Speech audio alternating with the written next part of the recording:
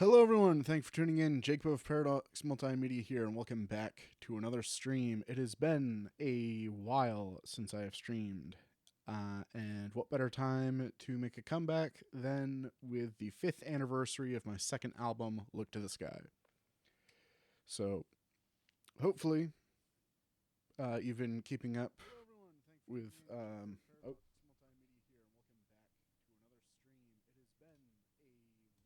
I forgot I had that up in the background. Just got interrupted by myself. But yeah, 5 years ago today, I released my second album, Look to the Sky, and here we are 5 years later, and I have released the definitive edition. So, some background: Look to the Sky originally. Hey, Brandon, let's go, stream time. But some background information. Look to the Sky released, nope, I almost said October, April 18th, 2020, as the standard edition. I released an extended edition, which included 2 new songs and 2 remixes or like rearrangements of 2 of my favorite songs from the album. And the definitive edition is a reworked version of the standard edition plus the 2 extra songs. It does not include the 2 remix rearrangements because I did not have time or inspiration to get those done in time.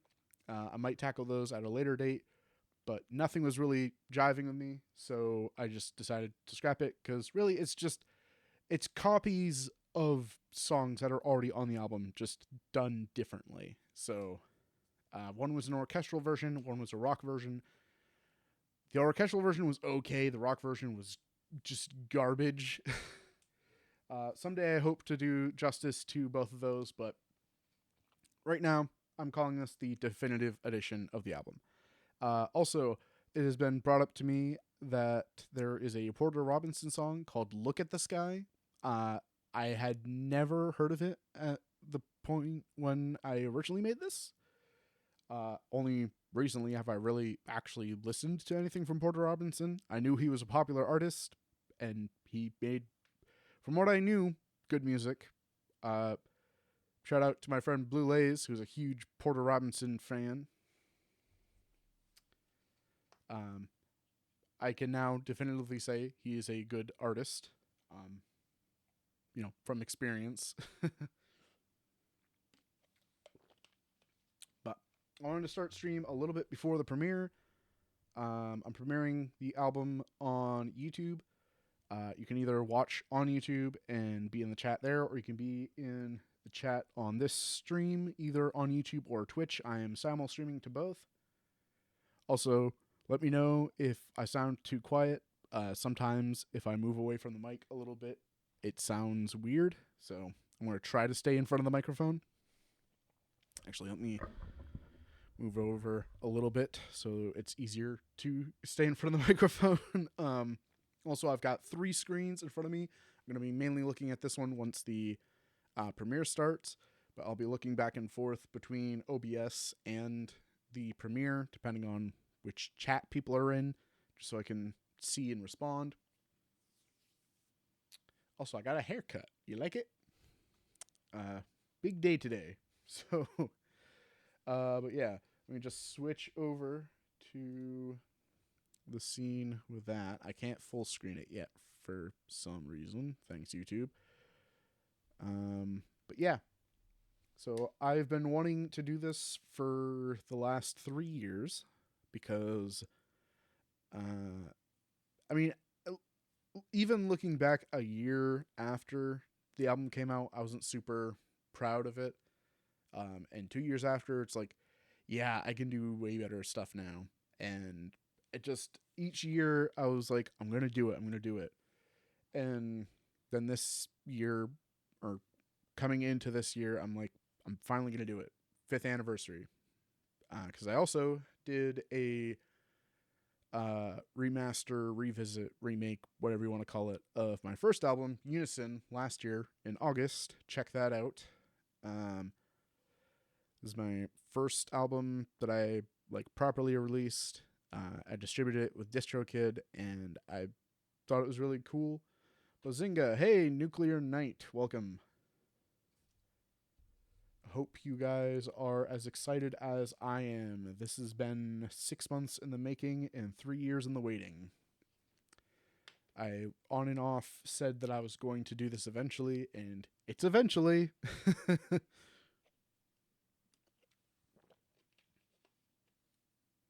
I I don't know why you responded with a tooth, but but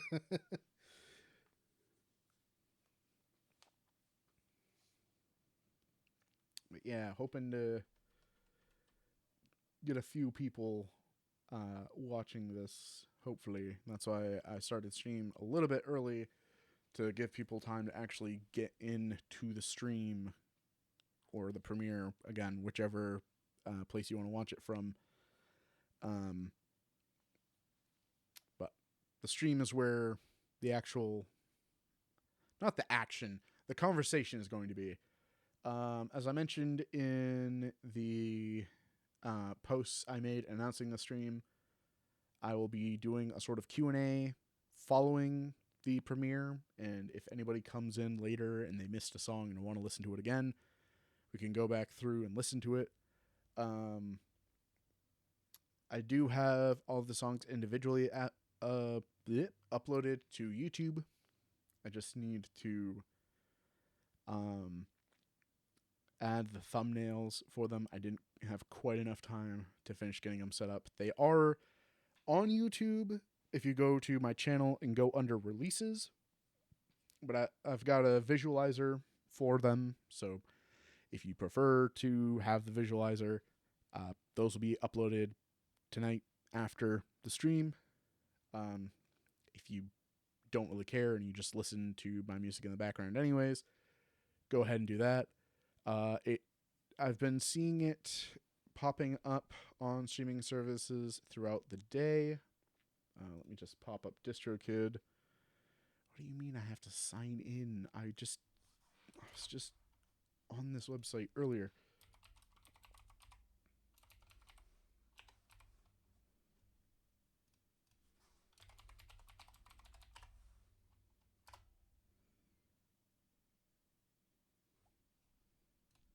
Okay, let's see. Where is it released so far? Is that a spoon nuclear? What?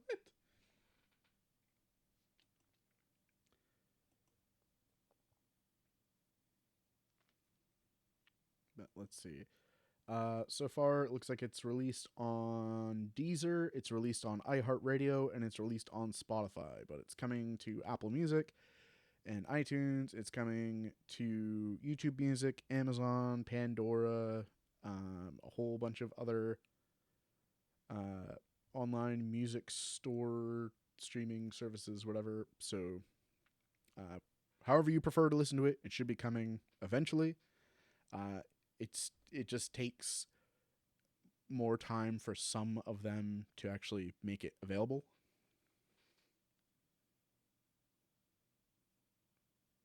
Your latest message hasn't loaded yet. Weezer. Okay, cool.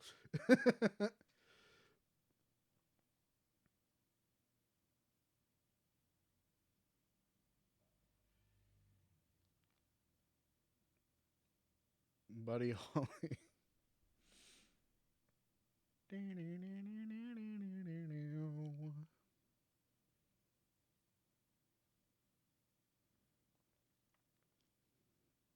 But we got 3 minutes till the premiere. Hopefully, I didn't get to lunch break. It's in title now too. Hey, Blue, dude, you're on your lunch break? Sheesh. I guess that kind of, well, it still seems a little late because you still got like what, 3.5 hours? 3.5 hours by the time you get back. Hi, it's me, Markiplier, and I am a fish.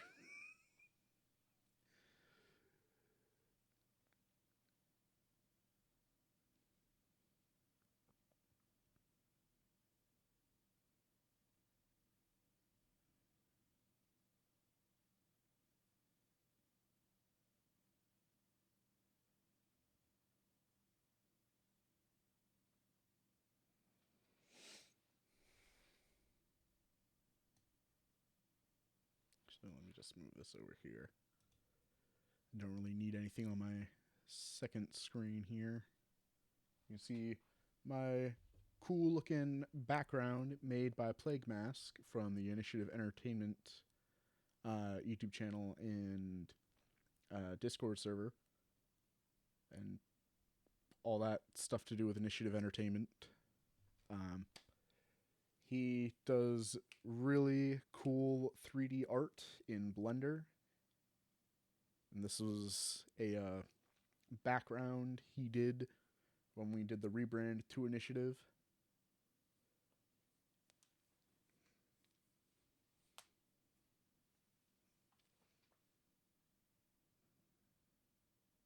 "60 seconds, people. It's time."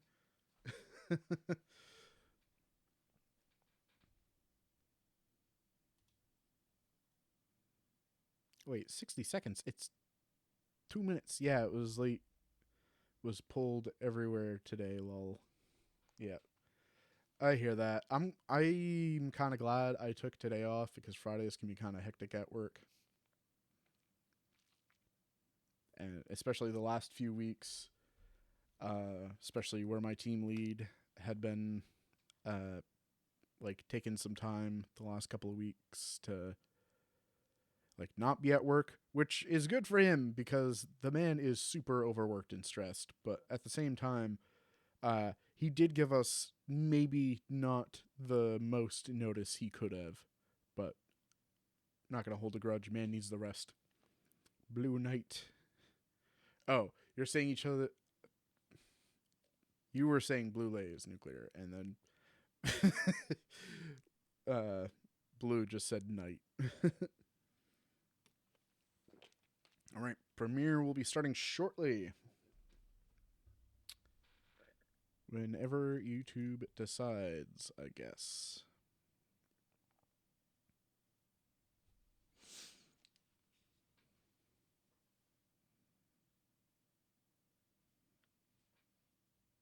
Come on. I was going to do the little countdown thing,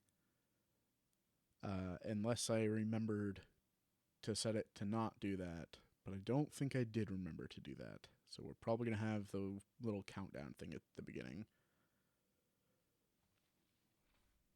Also, okay, yeah, it's 4 now, so I don't know what it's going off of. Oh, here we go. All right. Does that sound all right to everyone? Let me know if I need to turn it up or down or what. Or if I need to turn myself up or down. Back to YouTube since Twitch is buffering well. Yeah, it's very inconsistent. Sometimes Twitch is better on loading and other times YouTube is. Oh wait, I can full screen it. Here we go.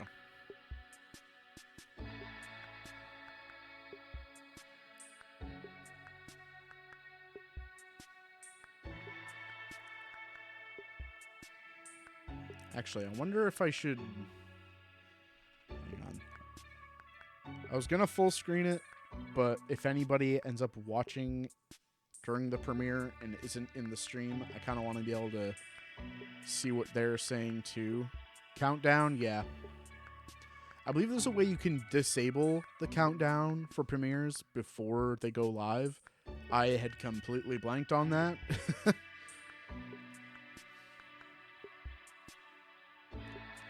I mean, they're kind of cool. I remember premieres being really weird when they first introduced them because sometimes it would really mess up the view count and wouldn't properly track the people who watched the premiere as actual views. So you would have like some people who would have like a few hundred viewers on a premiere, and then they would, I'm looking at the screen right now, but then they would only have like tens maybe of views. But here we go. So starting off with Stars Above, this was the intro track to the to the original album. but I did more than just spruce it up. I'm going to turn it up a little bit. Let me know if that's too loud or not.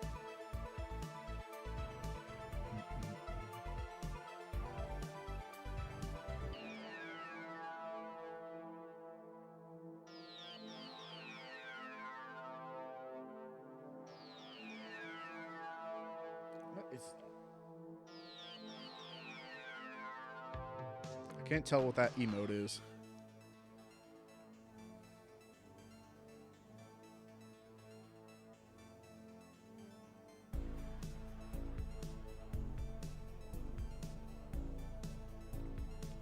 There's a solid 20-second delay on YouTube, rip. Got a dip, I may be back soon. Alright, see ya. If I could do anything about the delay, I promise I would. I don't I don't think there's anything I could do.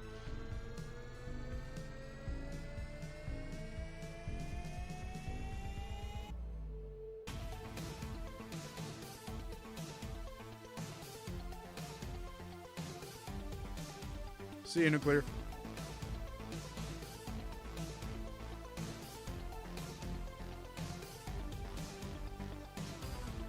Alright, you know what? I'm gonna full screen it, and maybe like after every song I'll check and see if anybody's said anything in the Premiere chat.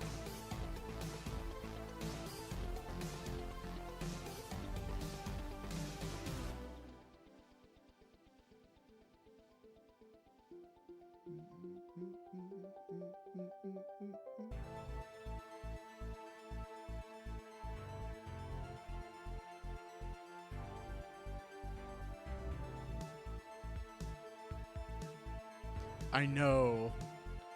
I kind of hate that I only did like a 20-second or 30-second version originally. But at the same time, like, I don't know how that would have turned out if I did finish it originally. So, I mean, But definitely agree. I mean, I personally think all of these are better than the originals, but you guys can be the judge.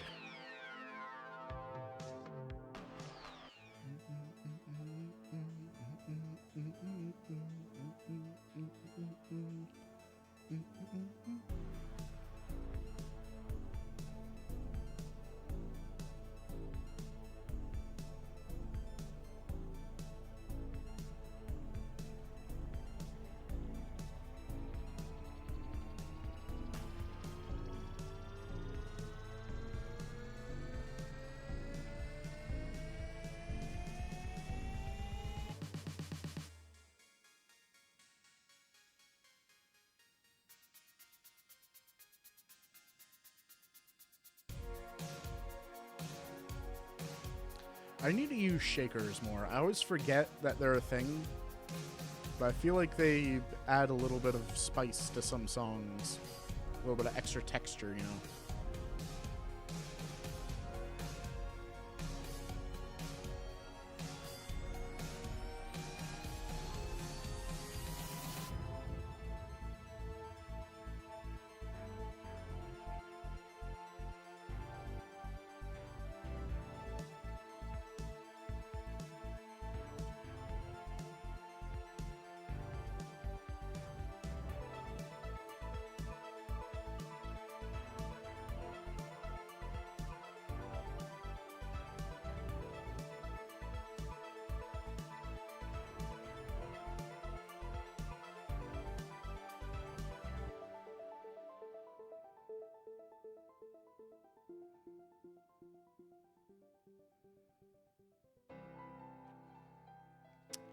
There we go. That was Stars Above.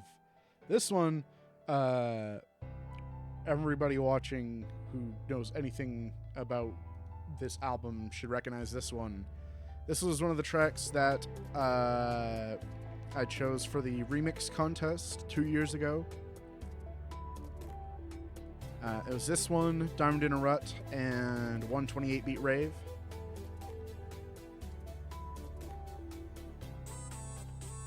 I got exactly 3 submissions for this one. One from Blue, one from Kelsey, and EB Omnitrix. There we go. Godel time, yeah. If anybody isn't familiar, the song Gem of Different Luster, often abbreviated to, you know, GOADL or Godel, because Godel is goated.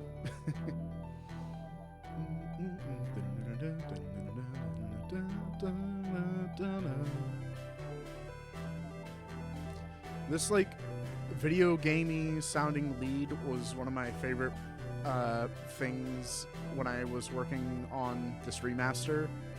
Like, I was just going through leads and I found this and I'm like, oh, I've got to include this. That with the piano and the pad and just, it works. Go, yeah.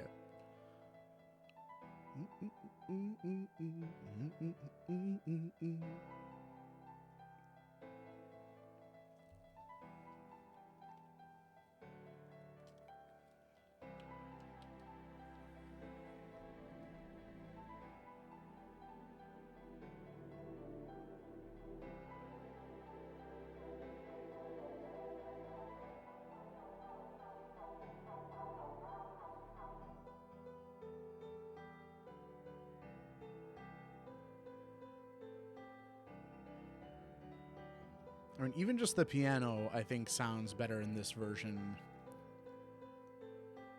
Did a little bit of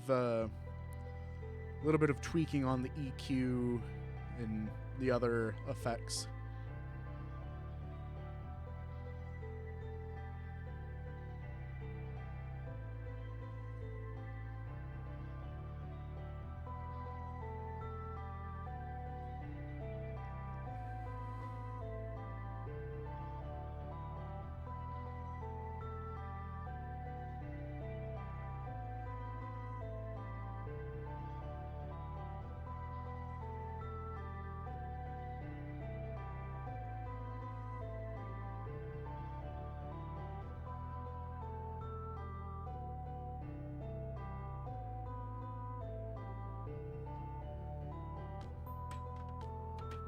A little string plucks there.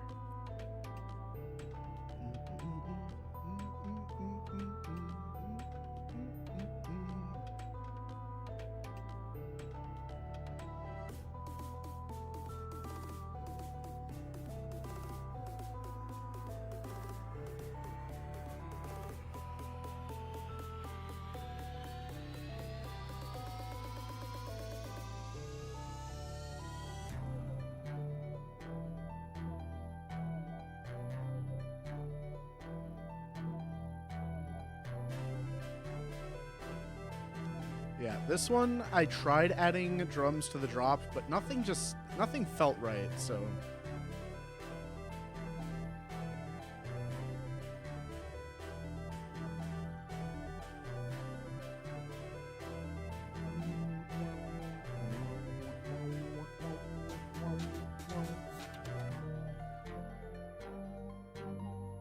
I'm not gonna lie, when I did this key change, I was very tempted to go back and make the entire song in this key, but I'm like, nah.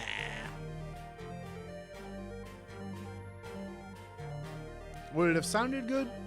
Probably. I mean, I think that's a credit to the song, though, not the key that it's in.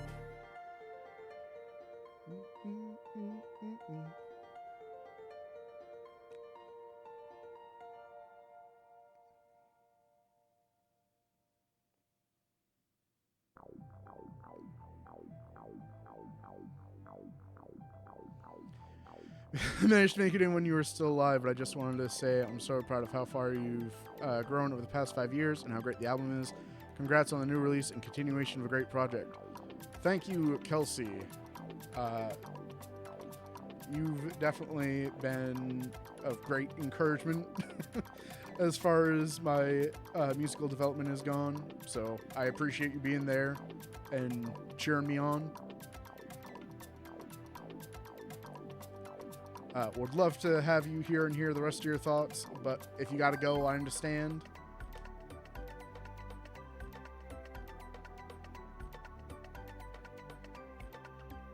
because I believe I showed you and the others most of these tracks, but I can't remember if I showed you guys all of them, because I think towards the end, I was just kind of finishing up.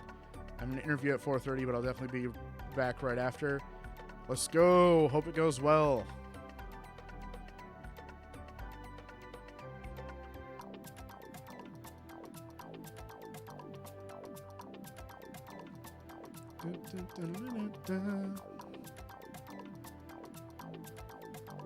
So I've mentioned it before, but this song was not originally intended for any album release. Back when I was working on the EP, Gems and Luster, where like the first half of this album comes from, I had a friend who was doing like development on some app and asked for background music that would be kind of like chill, but also like a little energetic, I guess. I forget exactly how he worded it. And I made this, and he liked it, but the client didn't. So I ended up using it for this album because it's like, well, I already made it. Like,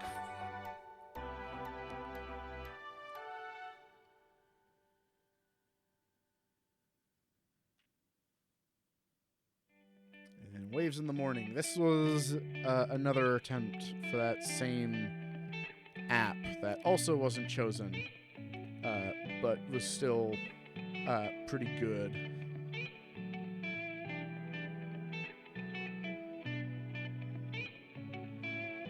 This one originally had more of a focus on the organ that you can kind of hear in the background.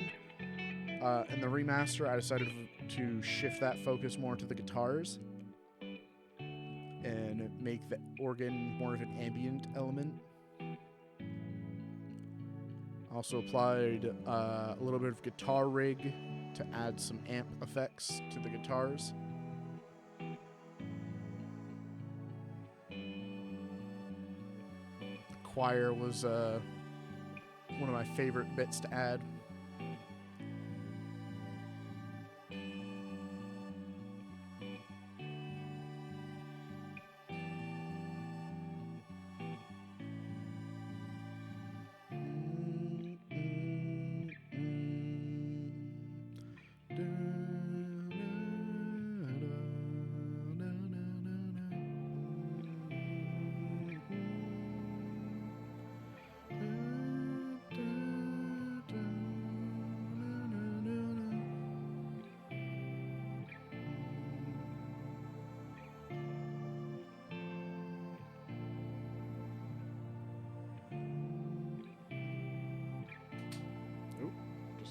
My armrest.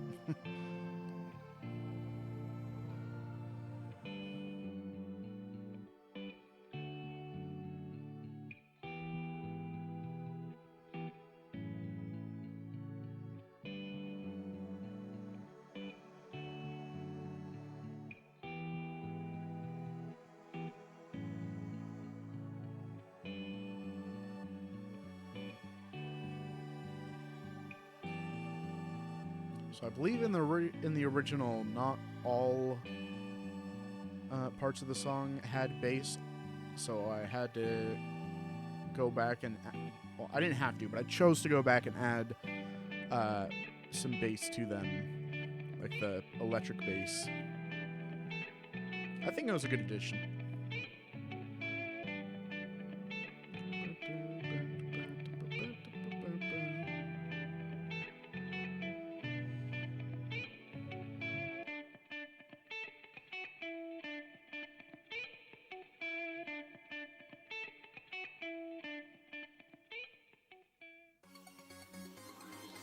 Now this one I was really excited to work on, 128-beat rave.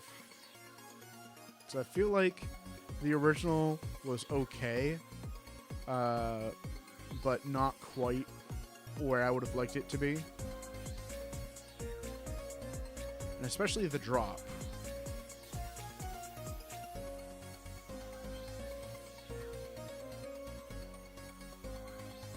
But this is really fun to work on.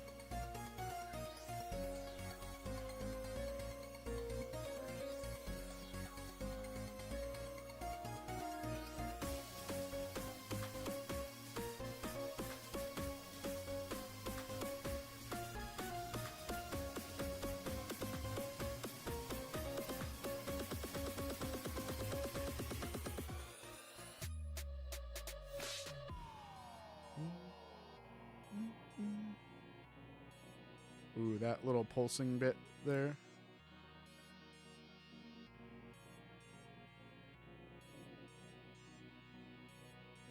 Once again, just so much better than the OG. I know, dude. Not to... I hate to, like, talk, like, really positively about my music because I feel like it makes me sound, like, you know, kind of conceited or whatever. But I cooked with this one. Like, for sure, this needed the glow up. Love the song in the background as I work. Appreciate it, man.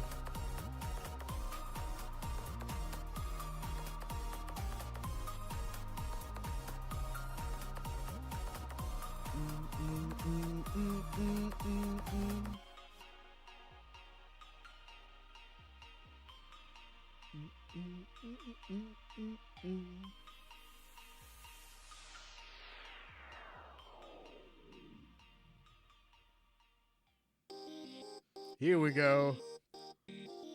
This is the one I feel like some people have definitely been waiting for.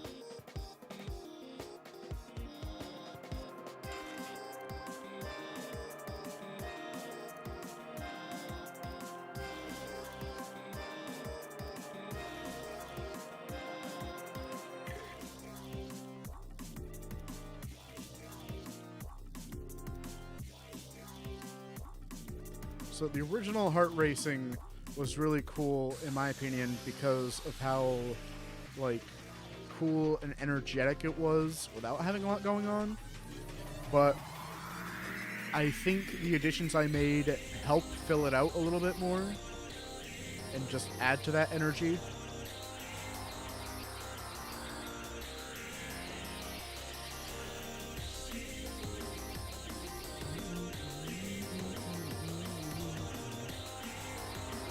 Also, it kind of lacked a melody, really, in the original. I mean, there's the vocal chops, but... So I did add a little bit of, like, a subtle pluck melody.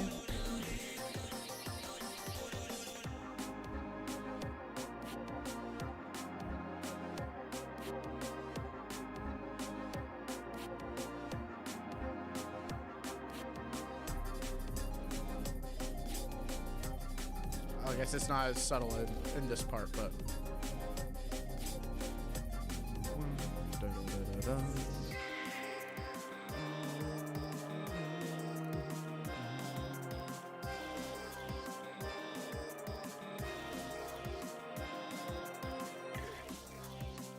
Now, the chords there kind of sounded like Meowsynth, but I don't believe I used Meowsynth in this song.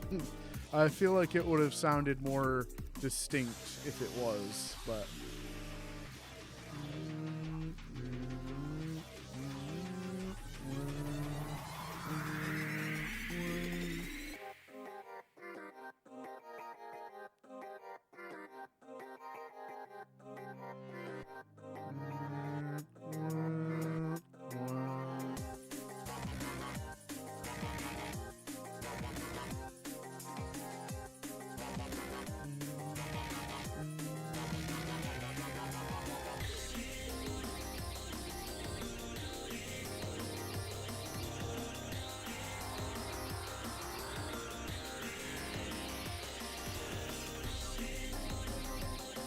But yeah, coming back to my very first drum and bass track was quite the experience.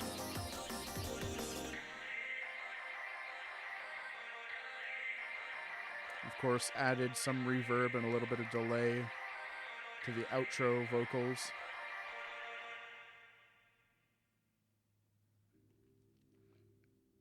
Now, this is the one I've been waiting for.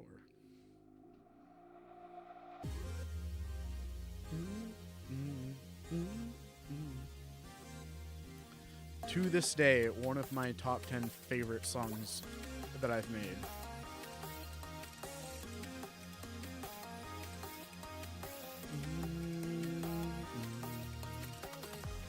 So the original was, I feel, a much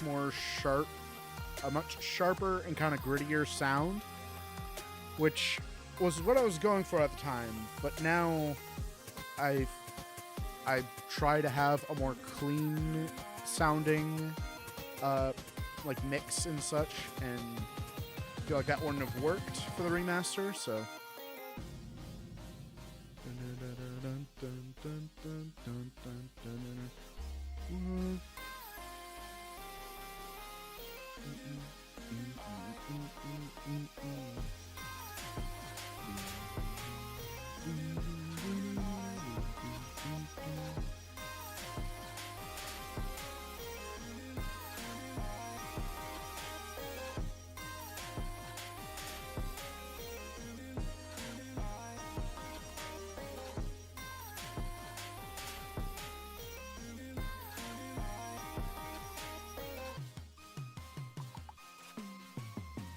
of course that iconic fill, which is actually two fills, one right after the other.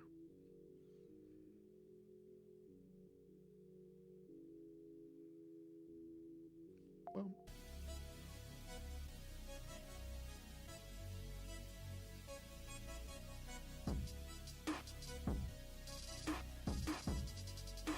Hopefully you guys can hear it all right. I realize I haven't asked in a bit if everything sounds good.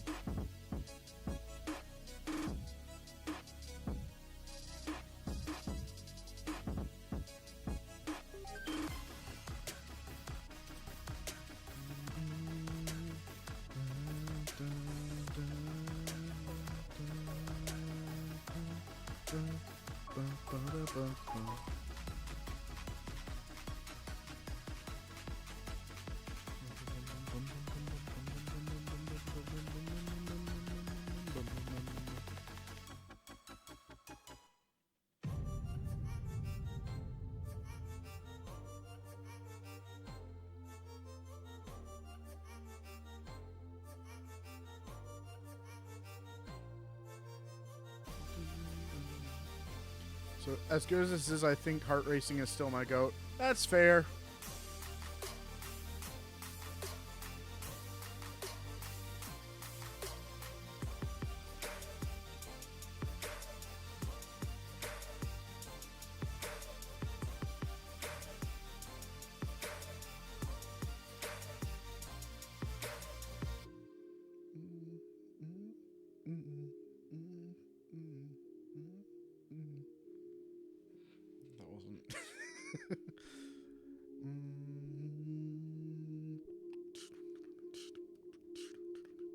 I'm a little early on the hi-hats.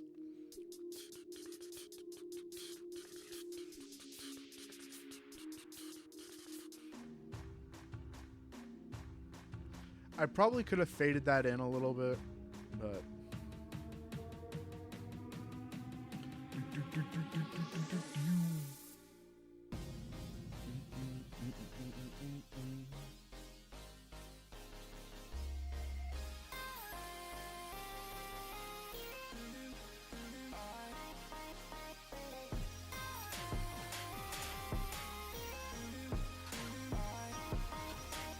so, funny thing, or I think it's kind of funny, the drop in the original was just like a loop, and it wasn't until after, like a couple years later, I found that it was MIDI in the same pack that I got the drop from. So I'm like, I could have made this myself. So I did.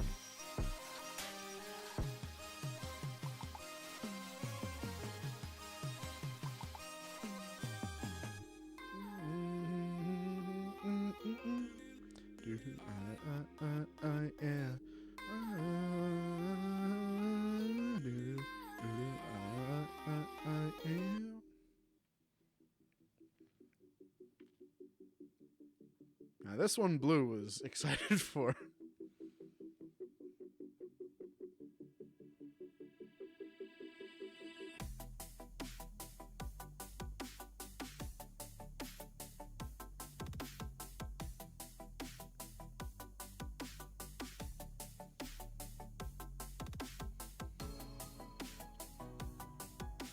Now, this is one that I didn't really like originally. And part of that was on me because because I had some stuff that was in the wrong key and just mixing things and whatever. Hey, my old goat.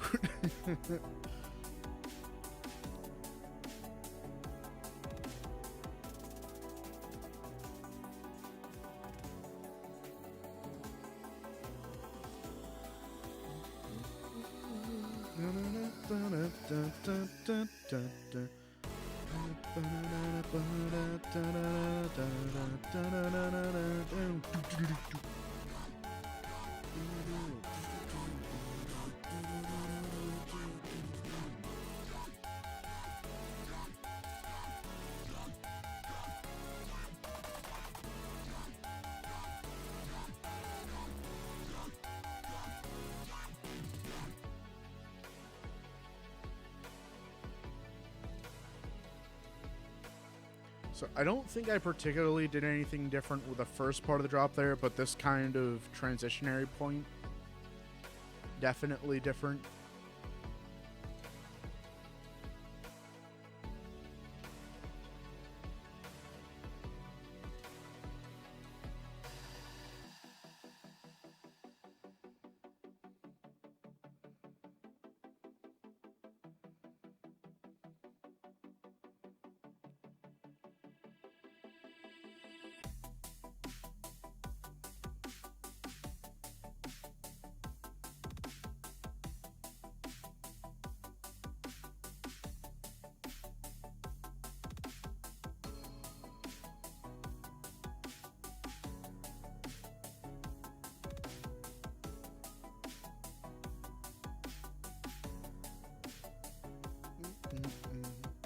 This is just pure nostalgia.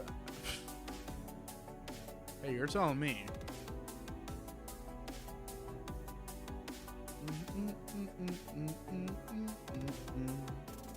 Oh, the song after this, though. The song after this, I'm really pumped for.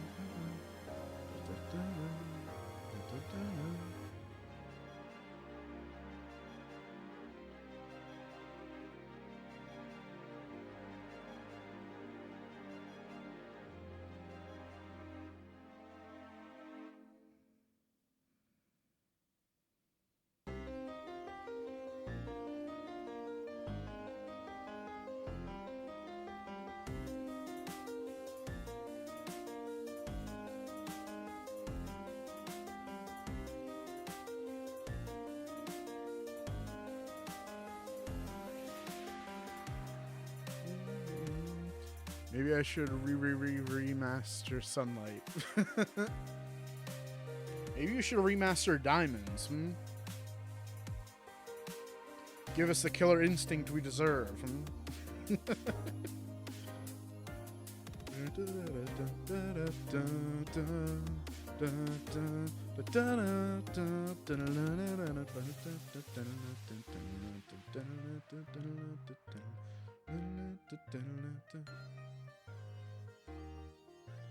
I wasn't sure if I wanted to use this song for the announcement trailer, because I did use the original in the original, and there were other songs that could have fit, but I felt like it would have been weird not to,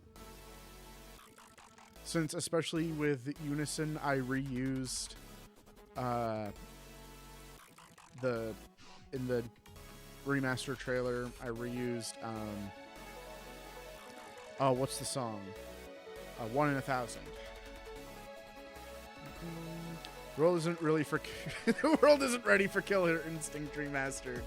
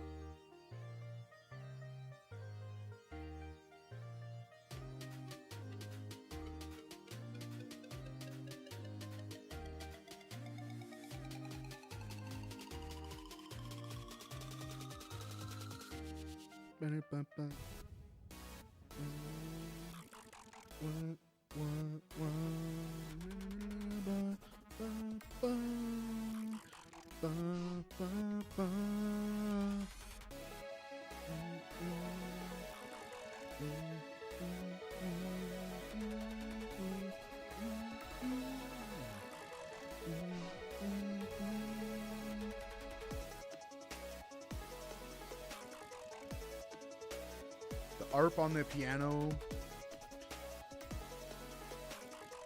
It's always one of my favorite parts of this song.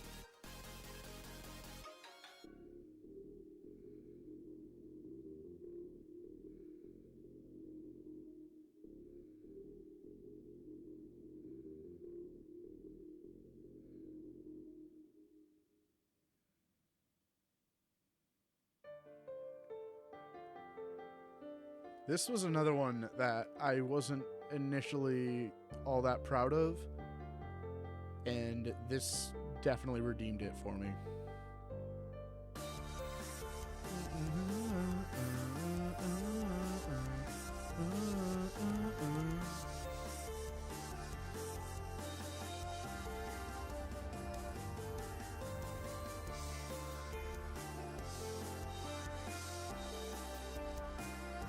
Way better than those gross sounding guitars that I had before.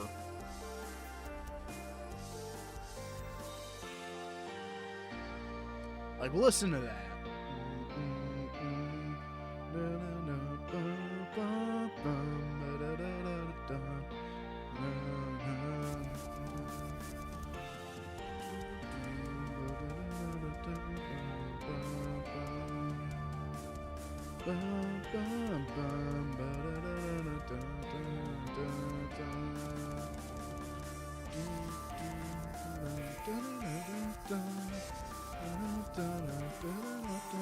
Can we remix this? If y'all want to, that'd be cool. Or just be... Hey, I can get you the stems if you want. If other people are interested in remixing it, I've been wanting to do another contest.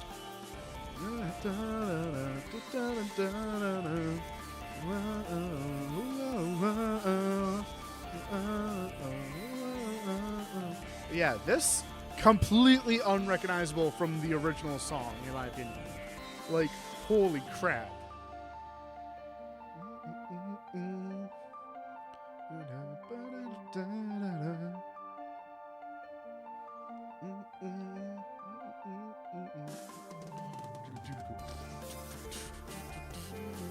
I better get these stems somehow.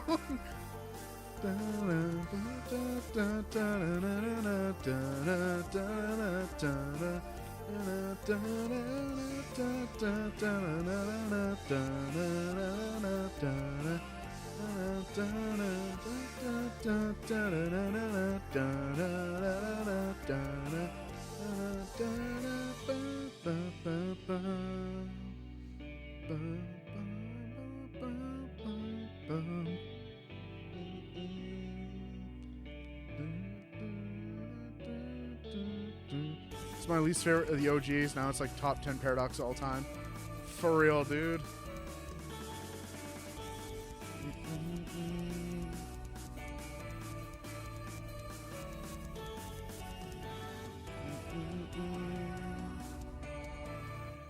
That reminds me. So, you know, I'll talk about it at the end when it's Q&A time. But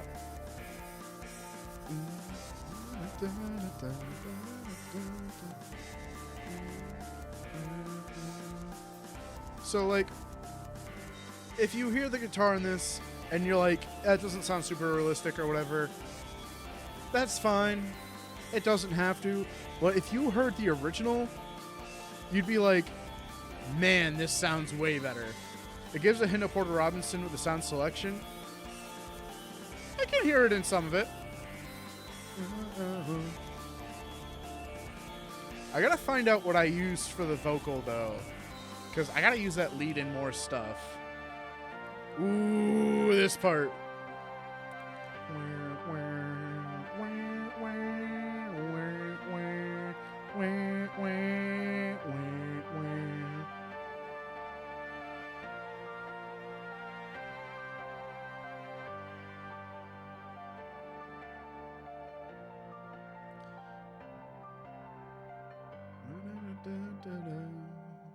Oh, I'm just ringing it out, though. Oh, it's so good.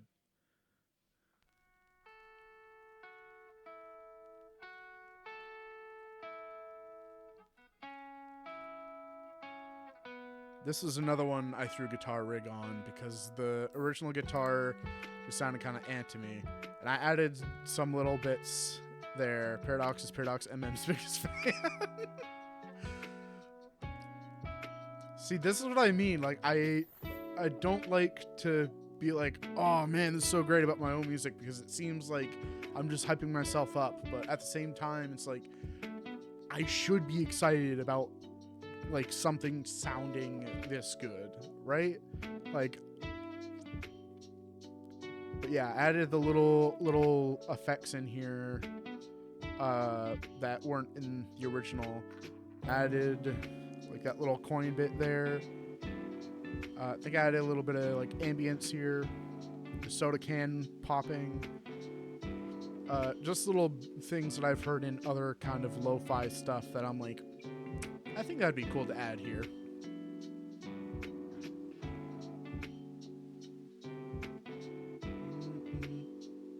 Like, I think this definitely fits the lo-fi sound better than the original.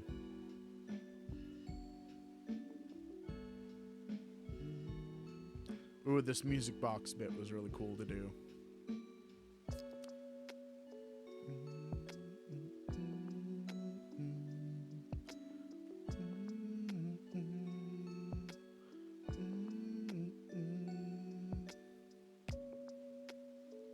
I thought about trying to do a little rap over this, but like I couldn't come up with anything.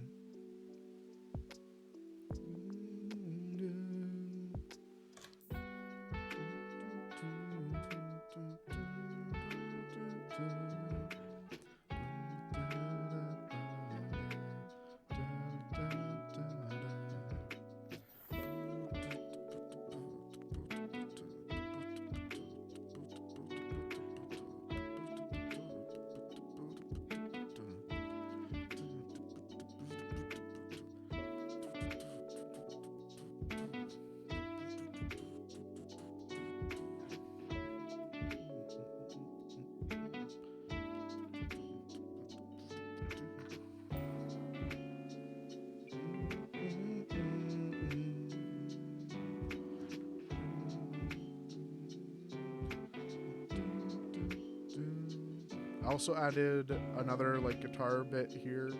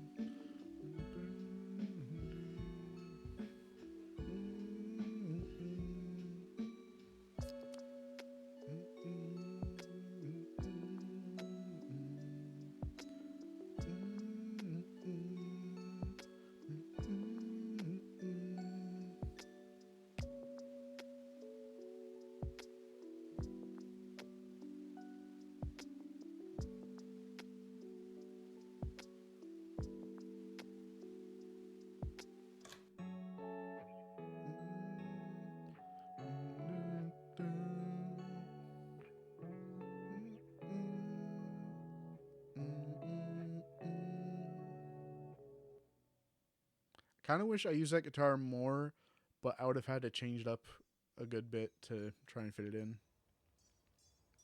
I mean, it may have played kind of in the background in some parts. Now this song, oh boy, this song has given me a little bit of grief over the years. So not only did Blue and I both use, I don't know if it's this melody, but there's a melody in this that we both used in the song. And both of us got copyright claimed for it from some dude who used it. And this is a royalty-free thing. So, and something else about it is not only did it happen once, it happened twice where I got a claim on this song.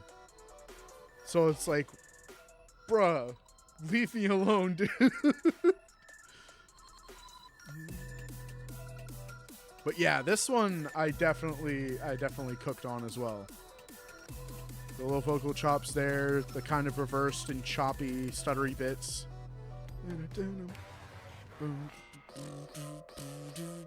I think it was this part.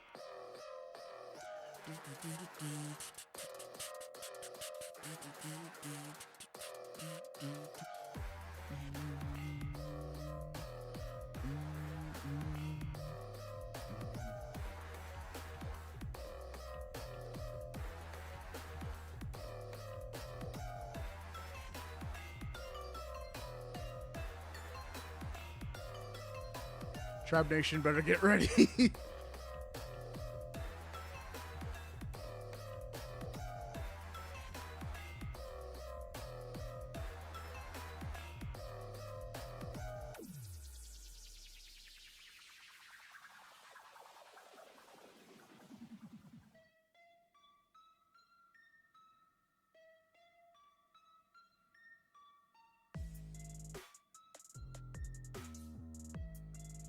Yeah, one of the major things I changed about this track was the 808s that I used. They weren't in key, and I think I changed out some of the actual like 808 sounds I used.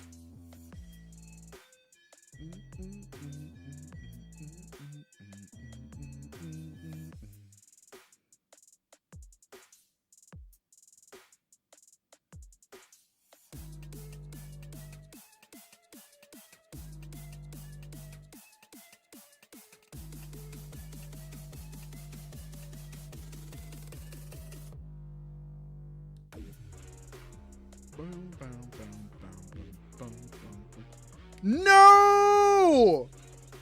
Oh, that's gonna exist forever now. I just realized there's a typo in the video. Oh, I'm such an idiot.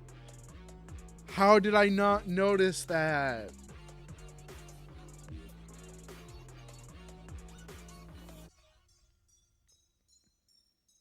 Oh, I hate that so much. Ah. It says lyric.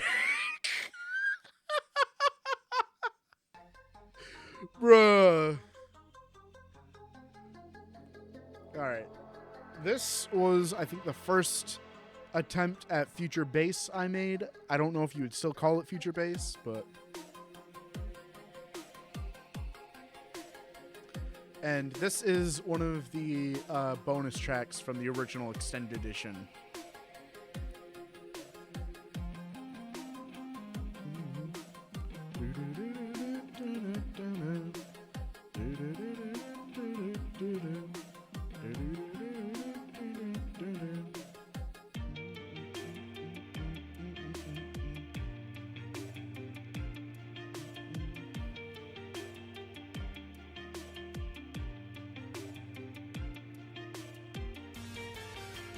Ooh, yes.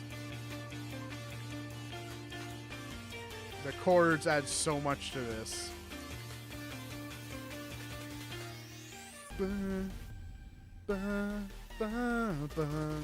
Do, do, do, do. Ba, ba, ba, ba, ba, ba, ba.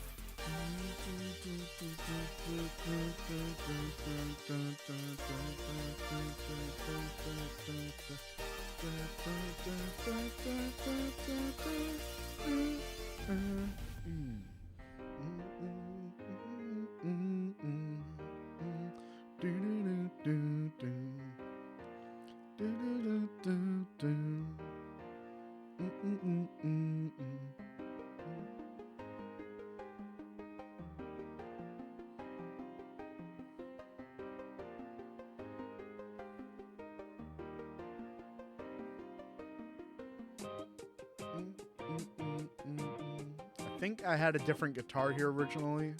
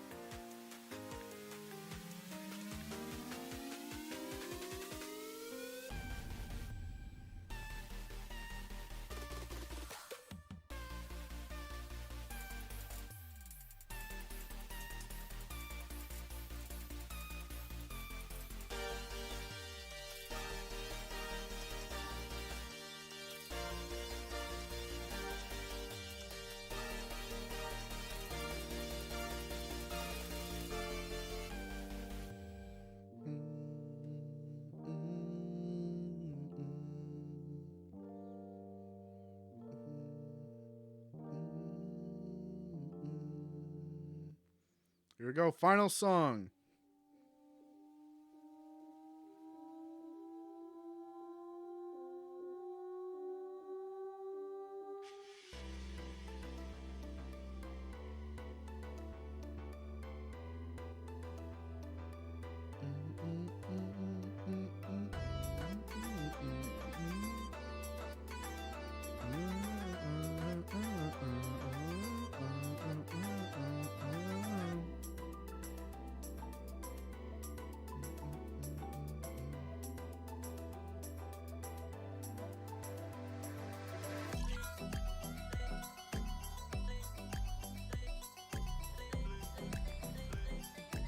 This was my first attempt at Tropical House, and I don't think I've released anything like this since.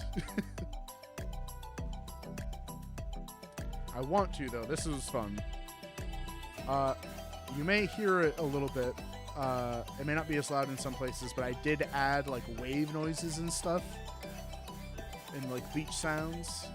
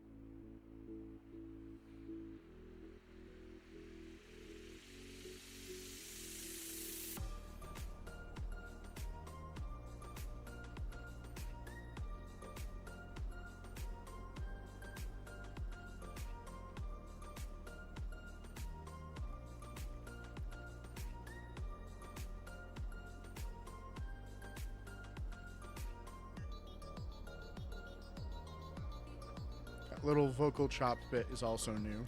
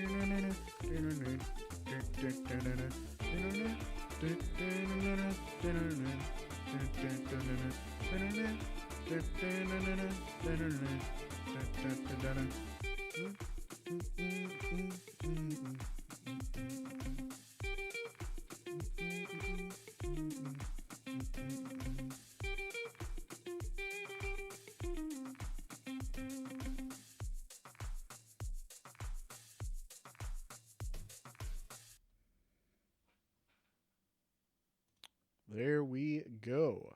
That is Look to the Sky Definitive Edition.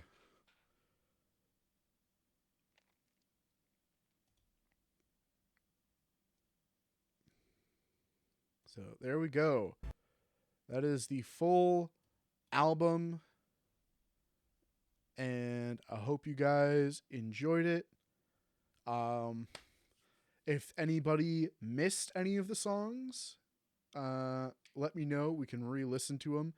GG's on the release, dude. You did a great job breathing new life to these tracks. I gotta go now, but see you tomorrow. See you, man. Can't wait to hang out and jam and vibe and whatever. But yeah, have a good rest of your night, man. But yeah, if anybody has any questions, wants to re-listen to any music, just vibe and talk and such, I'm going to go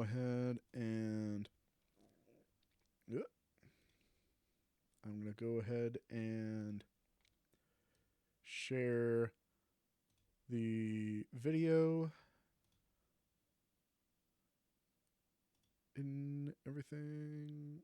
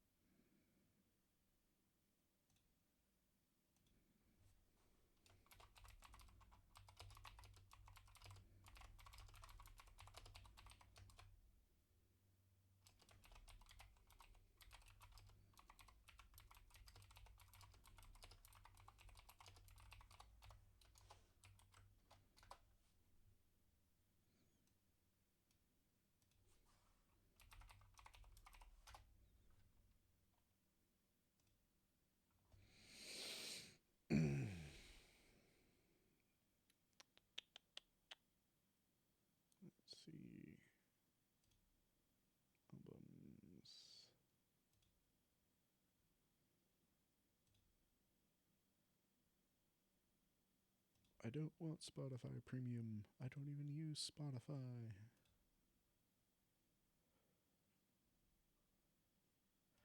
Oh yeah, so if you go to any streaming services or whatever and you look at the track list, a couple of the tracks are not named consistently. And the reason for that is because I'm a big dumb idiot and I forgot to add the remastered label to them. But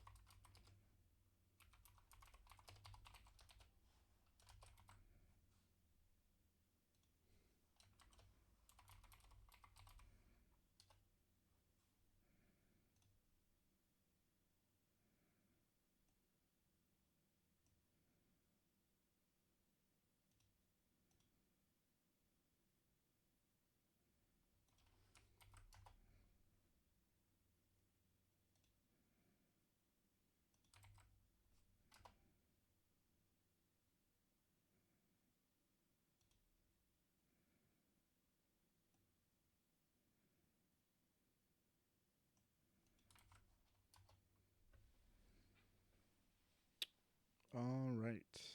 Um I'm going to give it another few minutes, see if anybody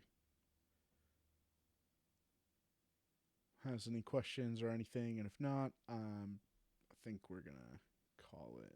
But I guess I can talk about upcoming plans in the meantime. So I'm not planning on doing any more remasters currently. I still think Drum and Basics is fine as it is, At some point, I may change my mind and want to do it, or I may just tackle a couple of songs from it that I personally think could be better. But I don't know. I think it's fine as it is. And then, of course, um, Space and Sorrows, I'm still happy with. I think that's fine. I did have people do some remixes, though, when that came out. You can check those out on my channel. I think some people have uploaded them as well.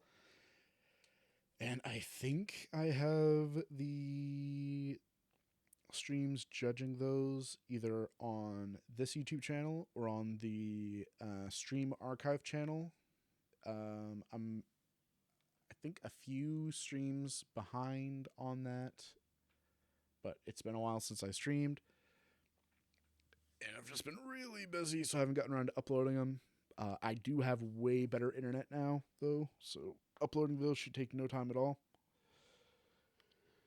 I do have plans to release another album this year, probably in a couple of months.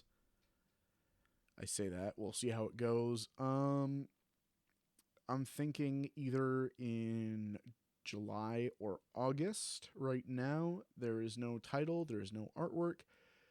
There is a single song, and I may release it before then. I may wait until I have the album finished. Well, okay, I'm saying album. I'm thinking more like an EP. I should be realistic. I'm thinking more like an EP. This is in a genre that I've not released anything in before. I've never, except for this song that I just mentioned, I've not produced anything in this genre before, but I've been really excited to give it a try. And the first song I did in this genre came out really, really well.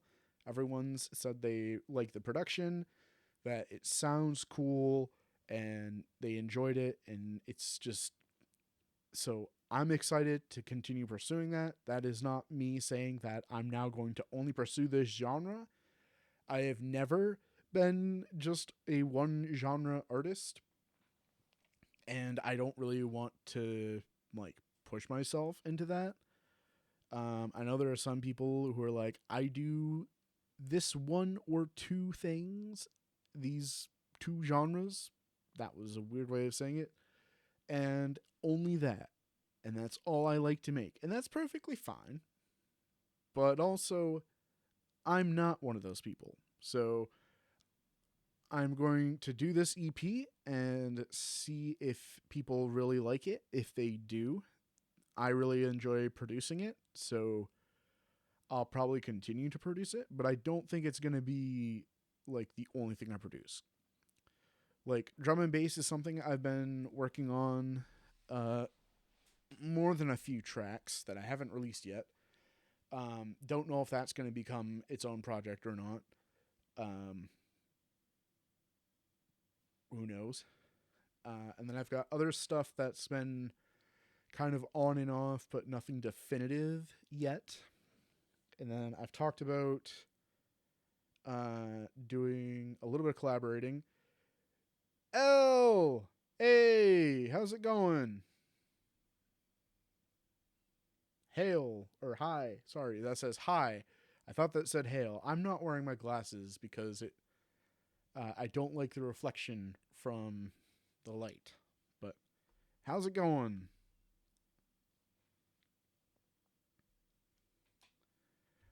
But yeah, so there are things that have been in the works and are still in the works and will be in the works, and it's just I've been doing a lot of producing of music and not a lot of releasing of music. I lost my glasses too at the moment while just enjoying my breakfast. Right, I forgot that your time is different. Um, yeah, I didn't lose my glasses. I got them right here. It's just when I wear my glasses on camera, you just get this big like sheen across them, and I don't like that. I like people being able to see my eyes. So, um, That's why I don't wear them. But it does make it a little difficult sometimes to read uh, chat, just because like I'm nearsighted. I'm not like blind, but sometimes things can blur together just a little bit at the distance that my screen sits at. But speaking of food, though, I should get some dinner probably soon. But you missed the premiere, L. We went through and listened to my album Look to the Sky Definitive Edition, which is a remaster of my album that I released 5 years ago today. Um, I don't know if you listened to that one, but if you're interested, it is up on my YouTube channel. There's a video with the full album, so you can just listen to it all in one go. Uh, Under the releases tab, under the releases tab on my YouTube channel, you can find a playlist with all of the songs in it. It is also out on Spotify. It is on iTunes and Apple Music. It is on iHeartRadio and Deezer. And it is slowly coming to all other streaming services. They're just taking their sweet time. But yeah, definitely check them out. There's a lot of different stuff in it. There's yeah, that was weird slip of the tongue. There are some like melodic dubstep electronic kind of tracks. There's some more kind of chill vibey tracks. There's a lo-fi track. There's a couple of more like orchestral electronic tracks. There's a kind of like 80s synth poppy track. Um, so it's a good hodgepodge of different genres, and all of them have been revamped and updated for my current style. Oh, I had no idea it was a remaster. I did check your more chill and lo-fi ones a while back. Ah, nice. Yeah, I've been meaning to go through, and because YouTube has this podcast thing, which is basically just another type of playlist. Uh, I don't fully understand what the difference is, but I've made a couple. I am just not great at fully differentiating the specific genres of my music. So I've so far only made a podcast for the 80s style music, the kind of synthwave, synth poppy, vaporwave kind of stuff. And I have made a playlist for my drum and bass tracks. So that is Drum and Basics Volume 1 and 2, and then other tracks such as Speedrunning and Boss Music Anyone, and I think a couple of others.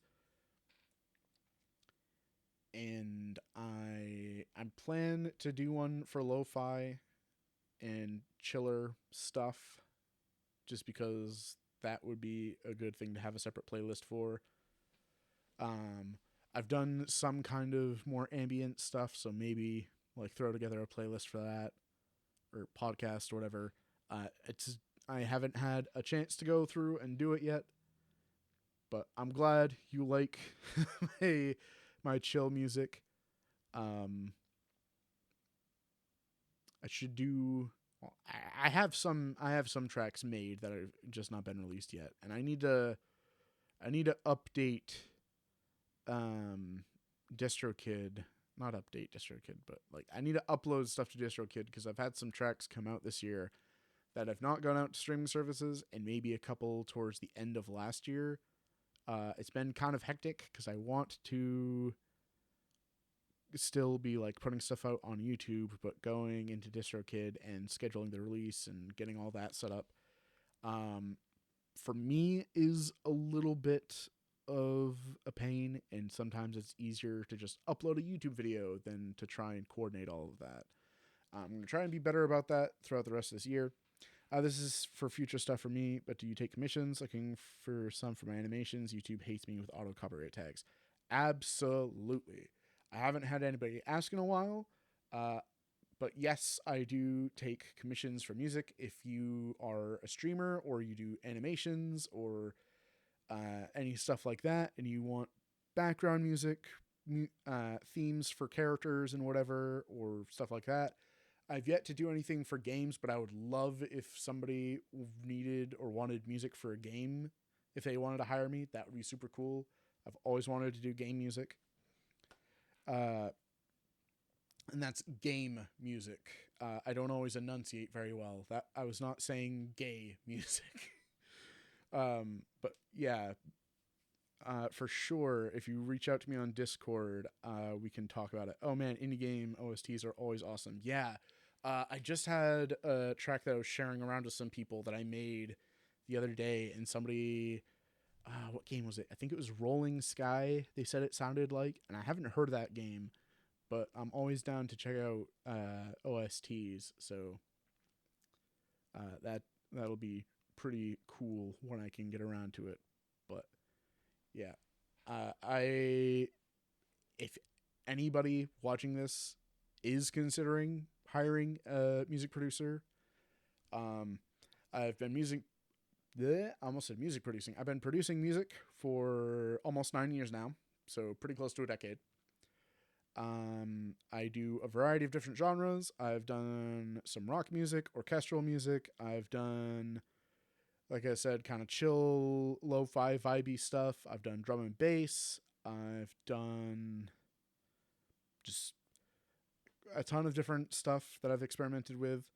Um, I do have a couple of OSTs that I have done. I've done uh, part of the OST from my friend EB Omnitrix's series E10 Horizons. I have about 100 tracks I did for that, which there are playlists for on my channel, which you can check out. Some of it is a little older because I started doing that music back in like 2018, 2018. So over time, it gets better. Some of it maybe not my best, but still, I think kind of cool because you can still kind of get the feel of the scene from it. I've also done some unofficial OSTs for some plays. Steven from the Game Sphere cast, that's a throwback. He gave my contact information to his theater teacher when he was still in high school, and she reached out to me for a couple of plays they had that didn't have like set music. And those OSTs you can find on my channel as well. There is what is it? She Kills Monsters, I think is what it's called. Hang on, let me go to my channel real quick. I think it's She Kills Monsters, and then I forget what the other one is. Lately, I've been hearing some familiar songs from DMC Netflix anime, like The Pix, but oh man, that show is def not flawless. Yeah, um, I've heard some stuff about it. I don't have Netflix, so I haven't seen it. But somebody else in a server I'm in like started watching, I think, the first episode, and like there was something in it that was like nah, and they just noped out. um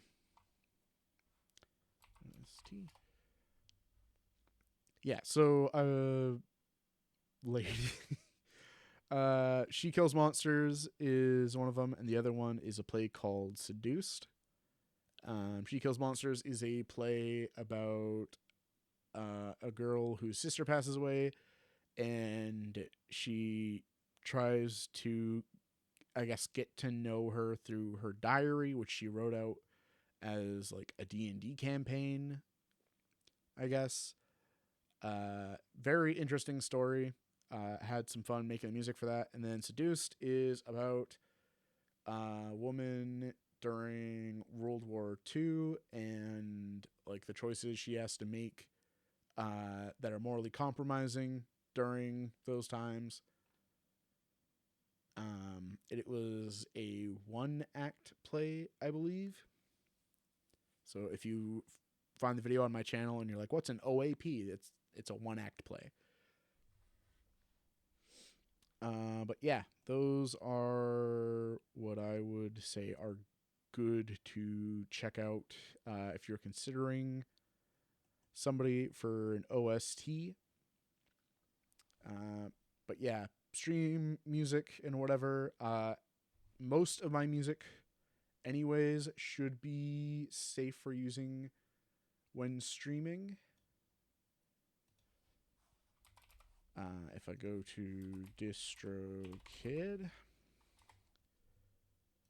because where is it? One of the things you can release under is, where is it? Add more stores. Oh, I love using Peeps Music and spreading the word that works. Yeah. Hang on. It's not showing me properly, so I'm gonna go act like I'm uploading music and see the options it gives.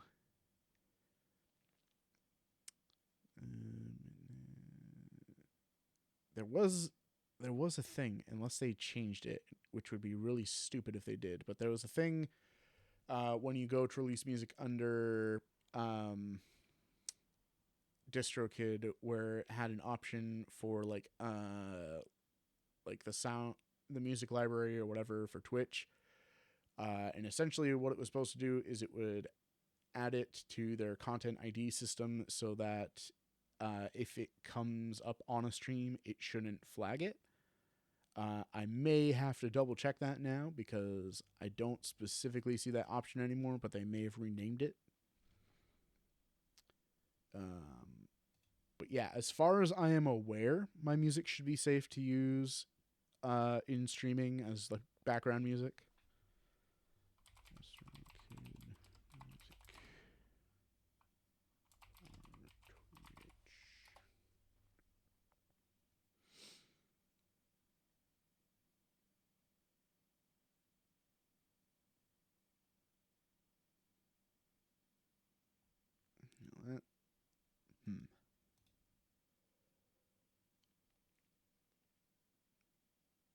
I don't know. Jury is still out on that, I guess. There was a thing. Okay, here we go. Distribute your music to soundtrack by Twitch, curated music tool for Twitch streamers.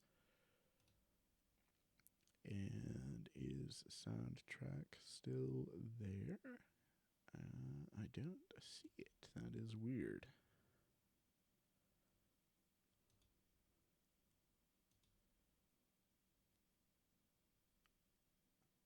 Anyhow, it shouldn't flag maybe, but also I hate when I use songs that notify some company and not the guy like the company is. I don't know how to word it. They aren't official or even producers or had nothing to do with the song at all.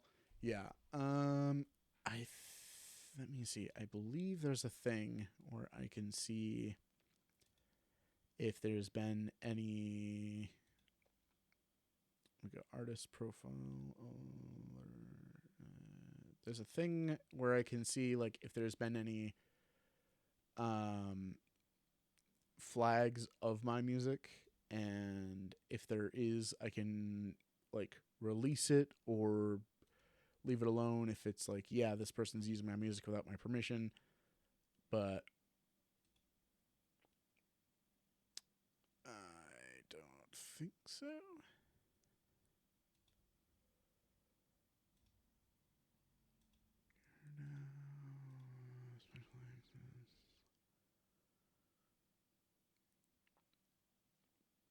Oh, I didn't know about that. That's something I'll have to check out.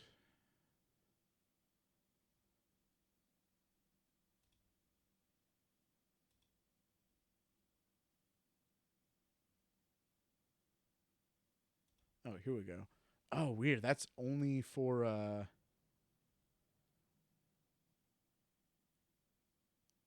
it's only for YouTube content ID. That's weird. I don't know. If you use my music on a stream and like it mutes the VOD, let me know. I'll see what I can do about making sure that doesn't happen, but to my understanding, because I release it to all options that they give me for releasing my music, it should be available on Soundtrack, which I believe means that you should be able to use my music on streams without any issues.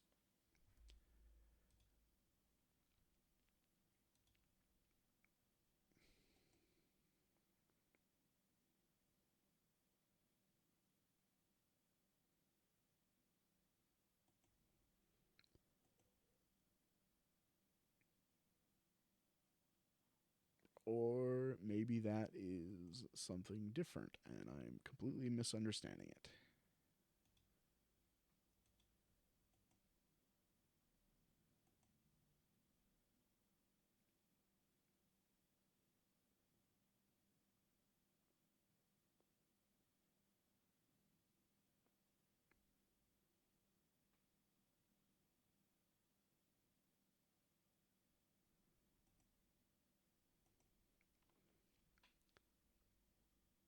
But yeah, it is kind of annoying the way Content ID works because if you like release under a specific distributor or whatever, sometimes they'll make claims for you and they don't always notify you that they've made the claim.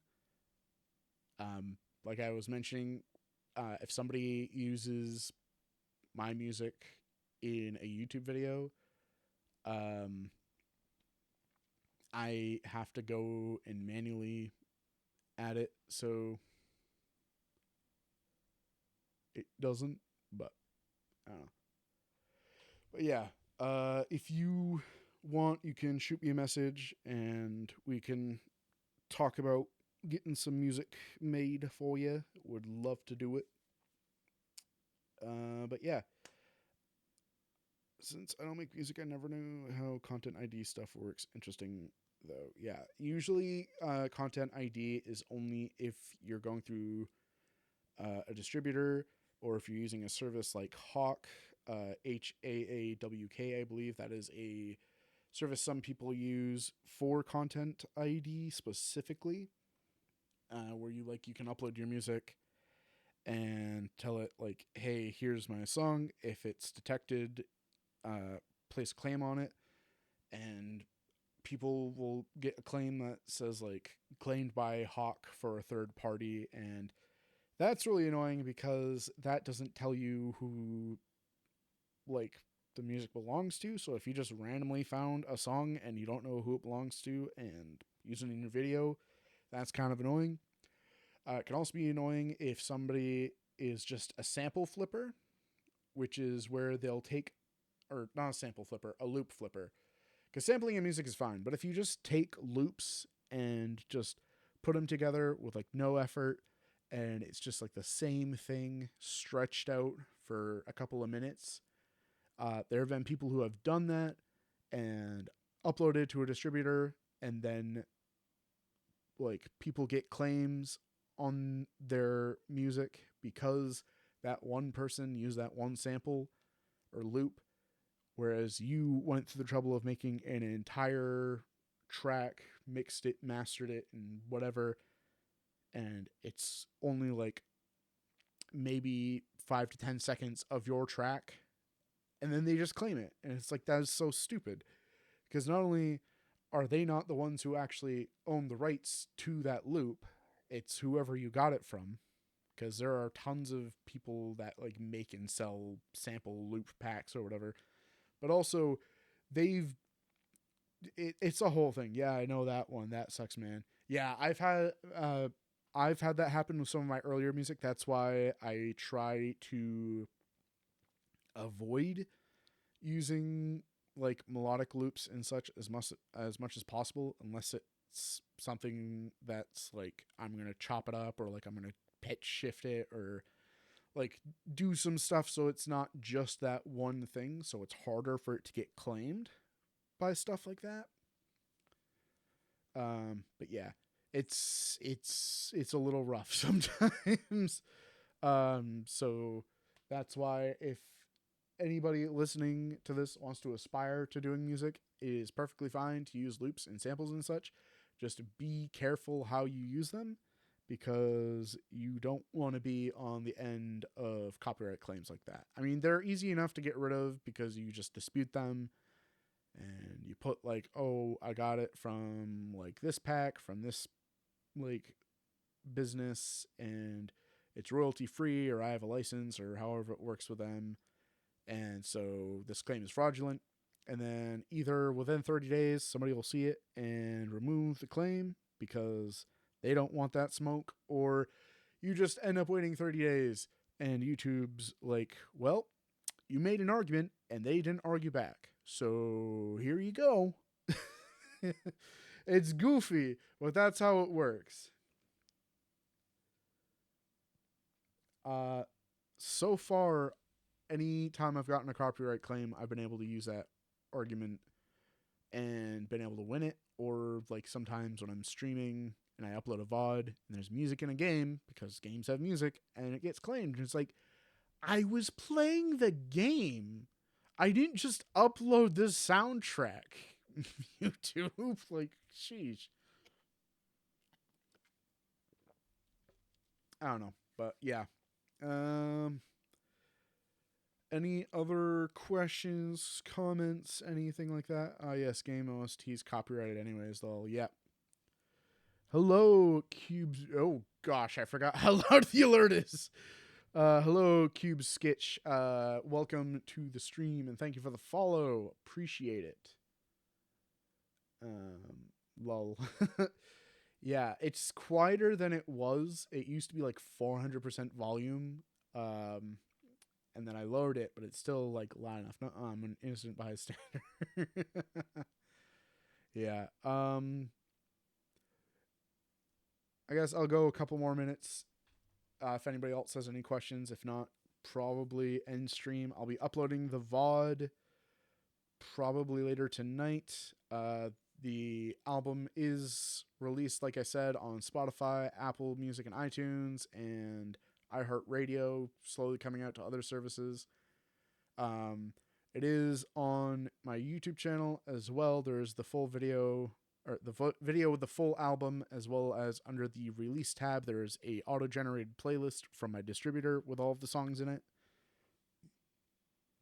I would recommend checking out the original album just for comparison, and I'd love to hear if any songs in particular sound better, or if maybe you think, oh, the original sounds better, and here's why. I always love to hear stuff like that. Heard you're a music guy, rubs hands menacingly. I have several projects that need music lull. I may reach out or hang around in the future. Would love to do it. I've missed working on music for people's projects.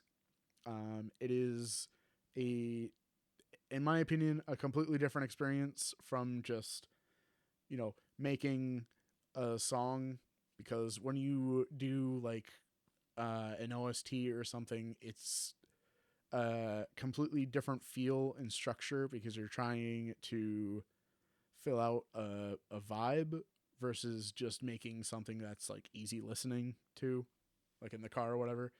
But yeah, for sure. L can probably send you my Discord, or I have a link to my Discord in the description, I believe, so you should be able to find that there as well. Or actually, if you're watching on Twitch, it'd be in the About section, but for context, I was known as L. Yes,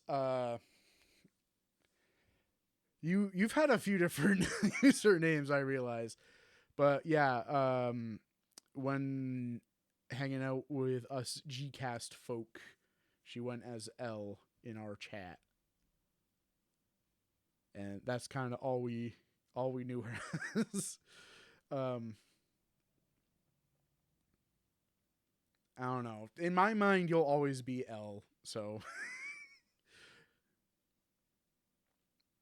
like, whenever I think of you, that's the first name that comes up. I'm always open for Gcast, by the way, now that I'm more confident.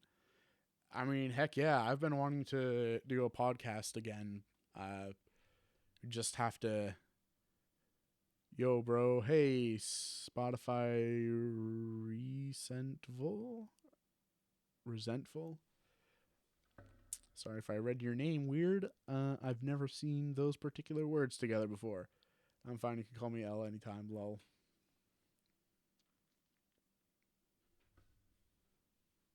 But yeah, if you all got any questions or whatever, I'm happy to answer them. Or if there's any tracks you want to hear, yeah, bro, you said it right. Okay, cool. I'm. I like to think I'm pretty good at reading people's names. Sometimes it takes me a couple tries to get the right one because it's like I don't know if if you want it this way or that way. My username. Would you be able to react to a song of mine? You know what? Sure, let's do that. Um, if you actually, uh, is because I play gotchas, I have to deal with Japanese or Chinese usernames. Lol. You can pick what song you like. Okay. Is it just the same name? Or what's the name I'm looking for? Oh, okay. Just resentful. Okay, cool. Let me pop that up. You know what? I should probably do a stream where I just like let people send me songs and I react to them. I do. I haven't done a new one in a bit, but I do have a series on my YouTube channel. Oh, thank you for the follow. I do have a series on my YouTube channel called Paradox Music Critiques where people can comment on any of my videos and recommend I check out either a single, EP, album, etc. And then I do a video of my reaction to it and give my thoughts on it production wise and mixing and etc. Um, but yeah, I've been meaning to do another one for a while, and I just have not had as much time as I would like to just sit down and do it. That's Fire Bro. Yeah. It was initially. I do have a question. Which music genres do you enjoy making songs of? I have a wide variety of genres I do. I think the ones I enjoy doing the most are like melodic EDM. I hesitate to call them dubstep because I don't know if they exactly fall under dubstep, but future bass is pretty cool. Drum and bass is one of my favorite genres to do. I love the just fast paced drum breaks and stuff in drum and bass, and just having the really resonant low end is really cool. Um, Recently, I've been wanting to try out hyperpop. I think hyperpop is a really cool sound, and I would love to be able to do it. I really like the. I think it's also called bubblegum pop sometimes, but I really like the like kind of plucky leads in such, and that is I really like the sound of that, and I've been wanting to try that out. And also color bass, just I love the chromatic and spectral sound that color bass has, and just oh man, I really like color bass, um, and I really want to do a color bass project this year. Hyperpop as well, but I'm trying to temper my expectations. I've lately been stuck on the animated series Spider-Man OST, the CGI one. It's not often known. Are you talking about the MTV series with Neil Patrick Harris as Spider-Man? I think that was from like 2003. It was supposed to be continuing from the Sam Raimi movies. Or actually, I think it was just the first movie at the time. That's the only one I can think of that was CG.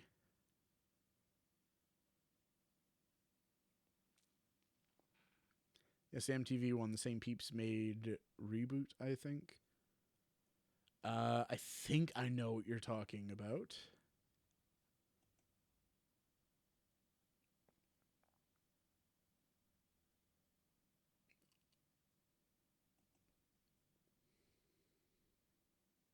Love that genre so much. 2000s. Do you consent to be in a reaction vid to the song? Just need to ask. So, do you mean like you're recording me streaming right now, or what do you what do you mean? Because like, yeah, I'm down. I just want to make sure I understand. Um, I mean, for sure. Like I've mentioned, like I do reaction videos anyways for music, so yeah, the live reaction, sure. Um, let's see. Let me just switch my scene so we can see here.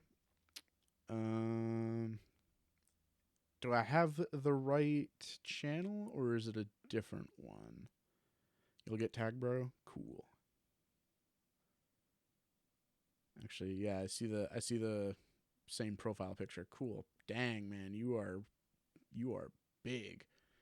How you found me, I don't know. There is a huge difference in our channel sizes, but man, I'm glad. Yeah, let's see. What do I want to check out? Huh. I do notice your songs are a little shorter than most stuff I've seen, but James, welcome. I was hoping I would see you. Just hit it up. Yeah. I was hoping you would show up, James. It's been a while. I don't know if you remember James. He was from the Ink Tank Discord server, one of the original moderators.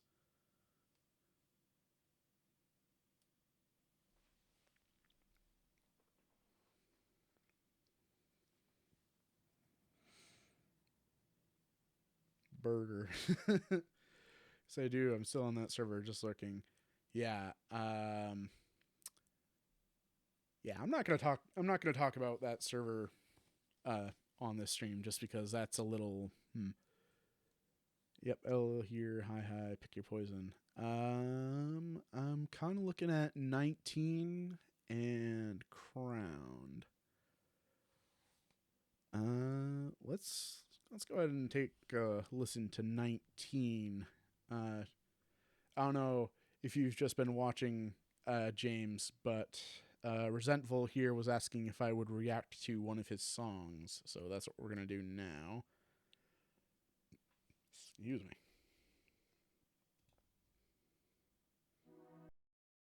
Ooh, I like that pad.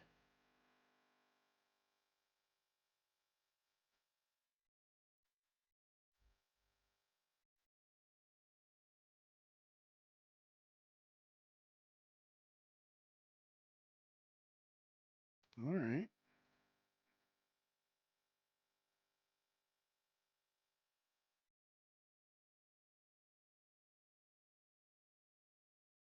Ooh.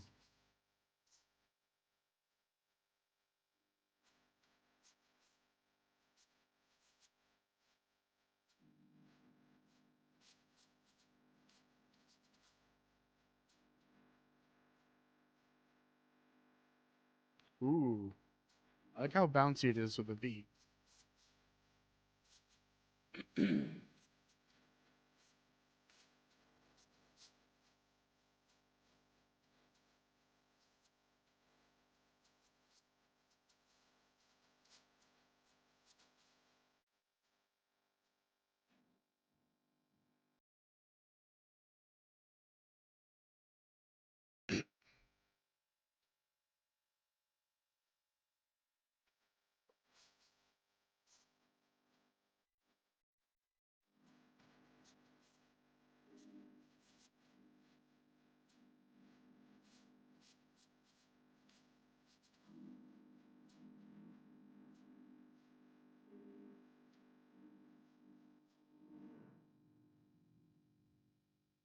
Hmm.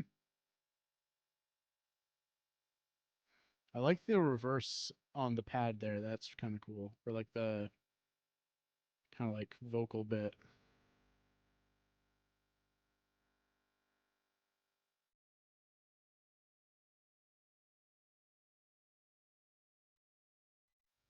Very cool. Uh, yeah, I like it. Thank you, bro. Hey, nice. I hope that was reactive enough for you. Um, yeah, I like the production on it. Sounds really cool. Little bit of grit in the vocals, kind of like little rasp, gruff, but could understand you pretty well. That's I kind of hate when people do like kind of hip hop rap stuff where like you can't understand them, and it's like, what is the point if you're not gonna like if somebody can't understand you? Flow is really nice. I've heard some people that just cannot do a good flow, and it's like you have the music, you have a rhythm. It was Don't Worry, I'll Give You a Shout Out too. And yeah, you picked one of my most calm songs compared to Bloody Nose. Yeah, I saw Bloody Nose and I'm like, hmm, do I go with that one? One where rap intensifies LMAO, just give me old hip hop at that point. Cough.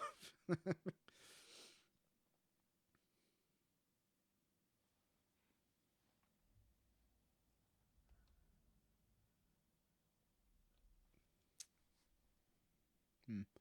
But yeah, at some point I'll probably do a stream where it's like live reactions to things. Especially like I've done some albums and they probably would have been great as streams, but like they were really long. I think one of the longest ones I did was uh, CFK 2LP by Cinnamon. I love that us artists need that. For real, it's so hard to grow in this community. I know, man, dude. I've been on YouTube for almost 9 years, and I'm at like 629. I had like a slight bit of growth. Sheesh, back in like 2020 something, like maybe 2021, 22. And that was because I was asked to do some trailer music for a channel called the Ink Tank, and that popped off. I got like how much did I get for that? Or no, it wasn't that one that got big. It was the one I did for Ben one last time that really popped off. I think that got like 43,000 views. And what's funny is it's not even the version of the music that he chose that popped off. It was the first attempt I made that he was like, yeah, it doesn't really fit. And then I uploaded the unused version to my channel and it got just crazy attention. I'm like, sheesh. Maybe he should have gone with this one.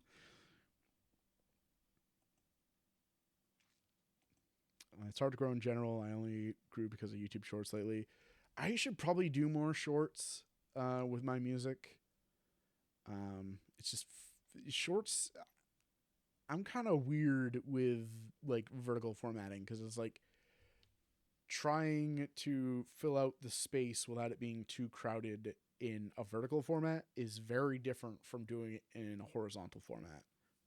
And I don't want to do like a horizontal video in a vertical format where it's just like squished down because then it's like how are you going to see anything really when the video is like that big and your screen is this big.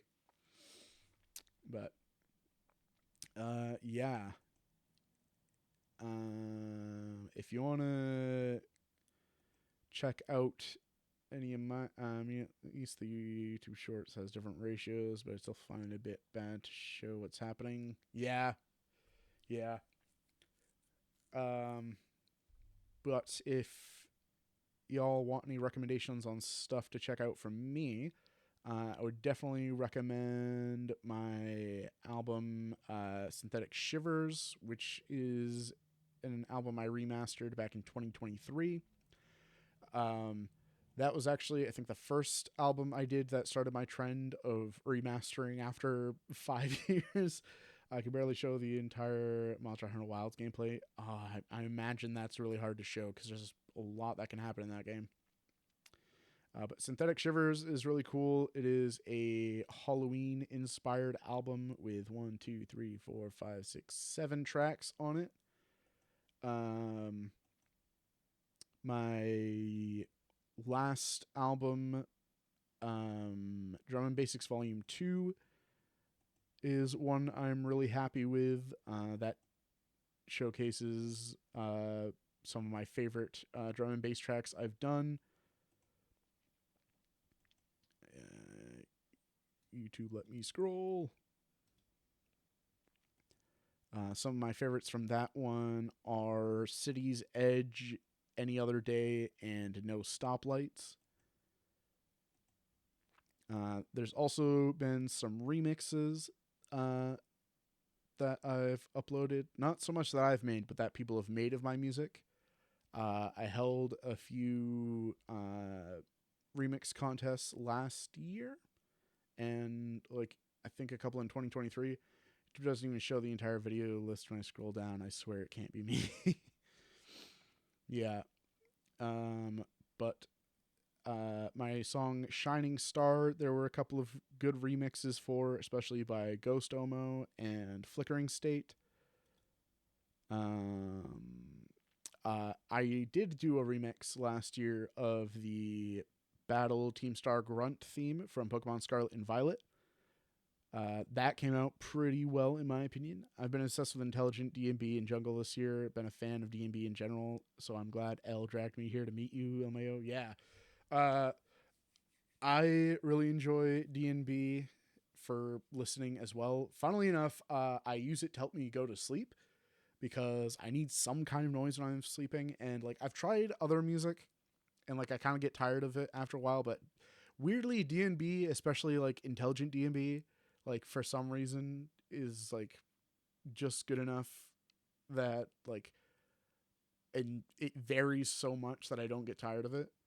I've tried listening to like synthwave stuff, and synthwave, like it's a cool genre to listen to, but when you're like listening to it all the time, it kind of gets a bit samey.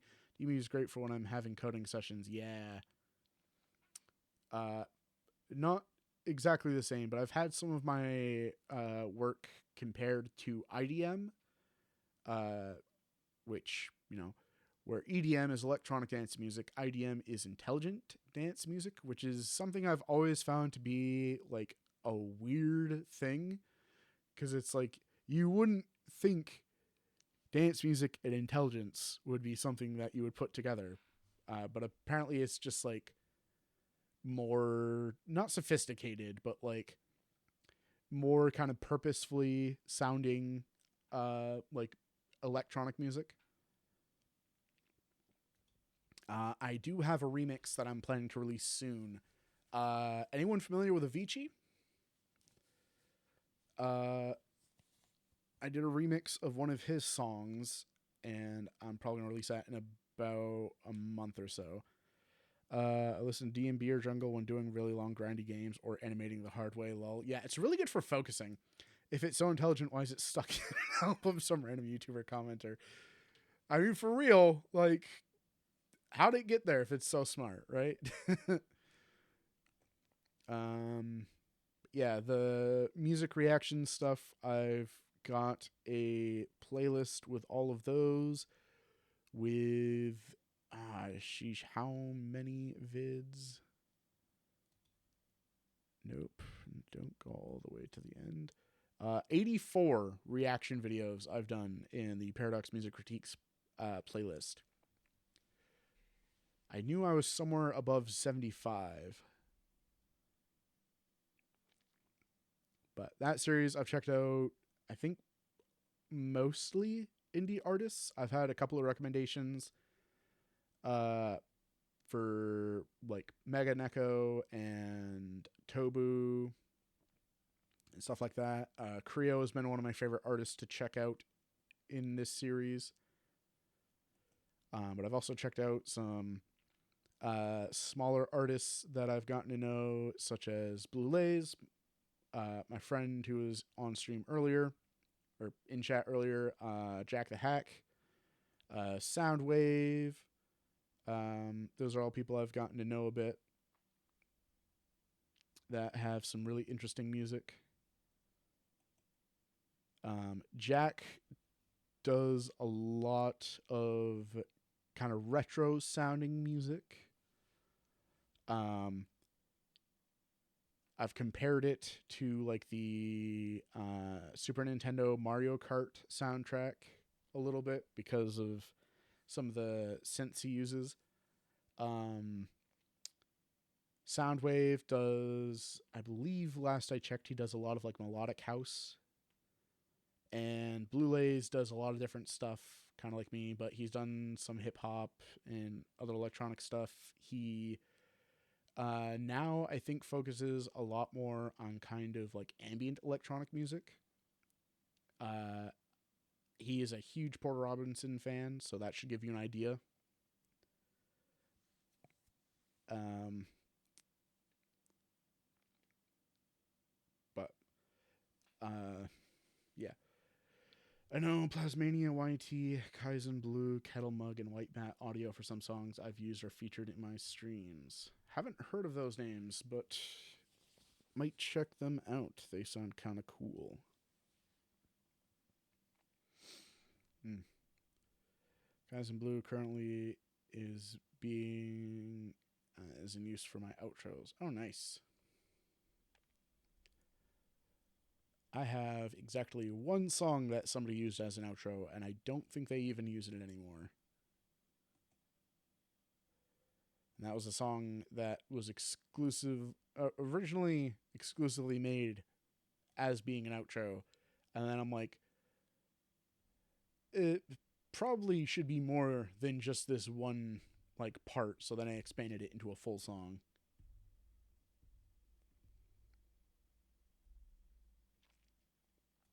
But yeah. I don't know if I'm going to be streaming again this weekend. We'll see. I need to drag Plas here sometime. Hey, I'd appreciate it. I've been wanting to try and hit affiliate status for a while. I have the followers, and when I was consistently streaming, I had the hours and like the number of streams. I just could never get the viewership up, but would totally appreciate y'all dragging anyone in. When I stream, I typically do music production streams. You know, help you with affiliate struggle, but my friends help me. Yeah, I would big preach. But I usually do music production streams. I sometimes stream with my friends, and we do stuff like um, Warframe. We do Helldivers. We've played like Lethal Company and Content Warning. Sometimes Minecraft. We've been wanting to do a repo stream because that's been really fun. Yeah, Warframe. Is this usually your stream time? So usually, I start stream at 5. I actually started earlier today because I set the premiere for the album at 4, and then I started at 3:45 to give people time to hop into the stream before it started. Usually I stream at 5 or 5:30. Depends on like if it's a group stream, if people need more time to get ready. And I stream for about 8 hours. Not 8 hours. Holy crap, that'd be insane. I stream for about 3 hours typically, sometimes 4, depending on how long it is. Um, Music streams are usually about the same length. I open up my DAW and I start on a song, and like we choose a genre and a key, and I go with it. Typically, if I do a standard stream length, I can complete a song within 2 streams. Starts in about 10 hours from now, basically 12 midnight for me. Well, sometimes I hang out with friends or join in co op games when I wake up, aka around this time. Gotcha. Yeah. I would love to take part if it was like something I could more consistently commit to. During the week, I usually get home around, let's see, it's 6 right now, 6 p.m. my time. So usually I get home like a little after 6 p.m. So I usually stream on the weekends, Saturday and Sunday. That hasn't been happening a lot recently just because like my friends have been busy and haven't had a chance to stream, or like every other weekend my friend Ethan, he goes by Blue Lays, we'll hang out, and like it's a whole day thing, and I don't want to like send him home just so I can stream, or like have him sit downstairs while I'm streaming, and like he doesn't like to show his face on camera, so like can't really have him just up here with me. um, I have Helldivers and Baldur's Gate 3 open for stuff. Hee. I haven't streamed Helldivers 2 because I don't got many peeps to be with sometimes. I mean, hey, if we could plan a time for sure. Um I kind of have one play style I do, and it's basically do as much damage as I can. um I have played a little bit of Marvel Rivals as well. I don't know if anybody has any interest in that game. Mainly like off stream. I've played a couple of times with my friend Kelsey. She goes by Do What You Lovely online. Um, she's really big into Marvel Rivals and like Overwatch 2 and stuff. And I've had some fun with that game, but I'm not what you would call good at it, but I have fun with it, which I feel is the more important thing. But I know some people might not like to watch somebody die over and over again and not like be, gold 2 or whatever, or I don't know how the ranks work. I definitely will probably never play ranked, but uh, I like those kind of games sometimes to just hang out and be goofy. I like to play as Captain America because I can just jump in and be a distraction to people.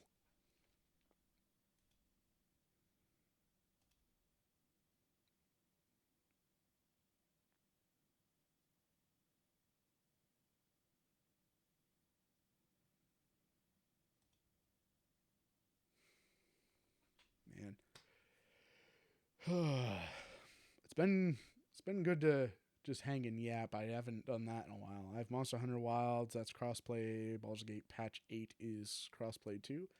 I I am into like D&D and stuff, but I've never played any of the Baldur's Gate games, and I don't know. Like I've seen clips of like cutscenes and stuff, and it's interesting, but I don't know how I would like actually playing it. I don't know. I'd be willing to give it a try, but uh, my friend Kelsey that I mentioned, she I believe has played it and liked it. Been knighting forts in the background. You playing Fortnite, James? Kidding. Play what you want. I'm sick of people being like, "Oh, you play this game?" Shut up. Like people can play what they want unless it's an objectively bad game, or like the developers are just like absolute trash, which is not an attitude you should have, but EA. Um I enjoy the bad games too. I mean, if you enjoy them, I'm just saying there are some games that are like I feel like if somebody enjoys them, like there's something wrong. But that's just bias. Like I'm not going to stop you from playing what you like. I may just silently judge you for it. Um I mean, heck, I still love Minecraft and Skyrim, and like I'm sure there are some people that might look at that and be like, "You still like playing these old games or a buggy, broken game like Skyrim?" Like, heck yeah, dude. Speaking of, I'm excited for the Oblivion remake, remaster, whatever. I've played Oblivion exactly once and have not gotten very far, and really was frustrated with it. But younger guy once told me, "What are you, 12?" When I talked about Fortnite, he plays boomer shooters and Atlas games. About that, I wonder how Sky Oblivion will deal with it. I'm wondering too, because like honestly, Weird timing, Bethesda. Like, Sky Oblivion has been in progress for close to a decade. Been watching that modded development stuff for years. I've been peeking in on and off. I think I caught like one stream they did where somebody was doing environmental design, which is fascinating to watch because it's like trying to wrap my head around how somebody would do that and like understand it and not just be like placing things in random places. Uh, like I wish I could do that. 3D modeling and stuff is something that I find really cool. I just do not think I have the patience or the mindset to properly uh, do do it and get good at it. Um, I tried drawing most of my life and then discovered well, I say discovered. I got into music and that's been my like only creative outlet really for uh close to a decade now. I still like sketch occasionally, but I know I'm never going to be good enough that like I think anybody would care if I posted it online or whatever. Uh I've seen you mess with Blender, but their PC explodes in the end. I think mine could probably handle it. I've got a. It's not the latest and greatest, but it's a little spaceship. Um, I've got a Ryzen 7 5700X CPU, 32 gigabytes DDR4 RAM. I can't remember the speed. Mine can't handle video editing. Dang, we got to get you a good PC. Um, what else? I've got a RX 7700 XT, 12 gigabyte, I think GDDR6 card. And I mean, this is stuff I've had to save up for to be able to get. I have a 3050 somewhere, RTX 3050. I can't remember if I put it in one of my closets or if it's on the shelf behind me. But I swapped that out for the Ryzen card uh, not long after I did my last major PC upgrade because I had to replace my motherboard to get a better CPU because the one I had was from like 2017 and it was about time I got something a little beefier. I think that was a Ryzen 5 2600.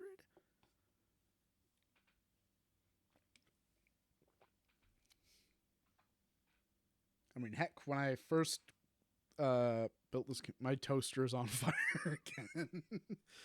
I have a Radeon RX 6500 XT. Okay, so, well, last gen of mine, but like, actually, I think that's last gen, or is that just lower tier?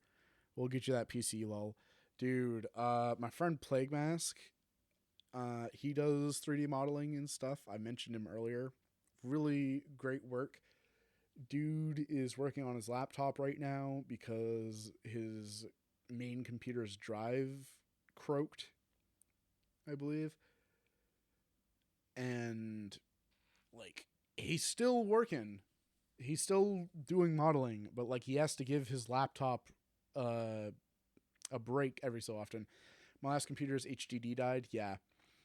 This computer I've had to reload Windows like 2 or 3 times in the last like couple of years. Just randomly a bad update or something, and it just bleh. The drive was fine though. Like I reused the drive and just had to get my files off of it before I wiped it, and it works fine. I've actually got I got 6 drives in my computer. um, Let me see.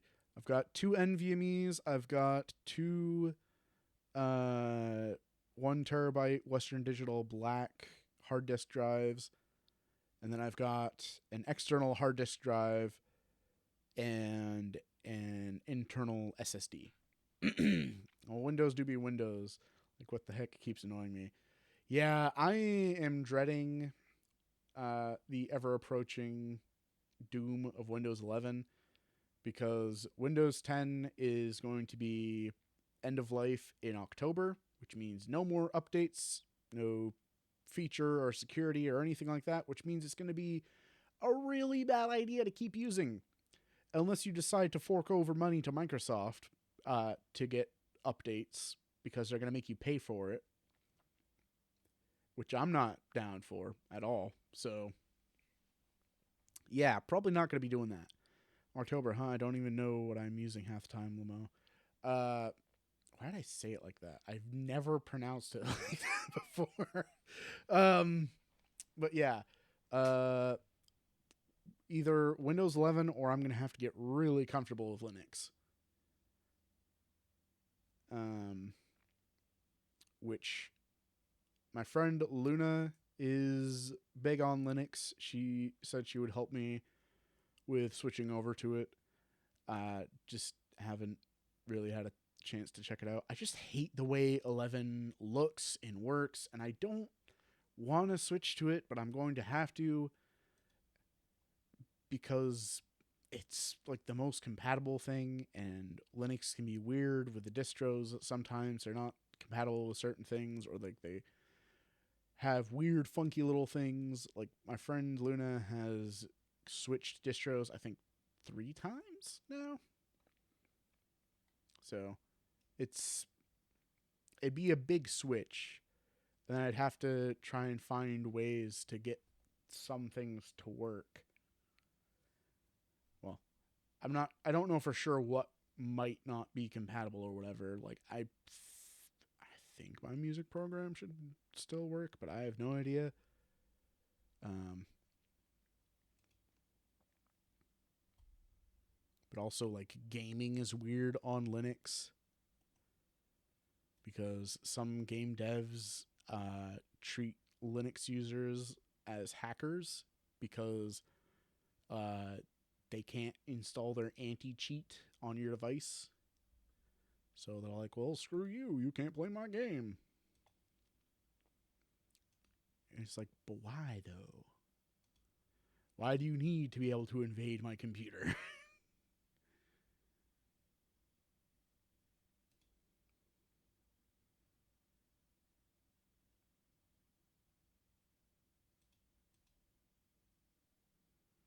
Gaming be fun, but also hard to mess with sometimes. Yeah, bro. I had this issue with my music program where like it was getting like really slowed down sometimes when I would have it open for a bit. Come to find out, I had an AMD update I had to install. Oops. Ask me I know anything about game preservation cough. Well, it's not even necessarily about game preservation. It's just being able to play games.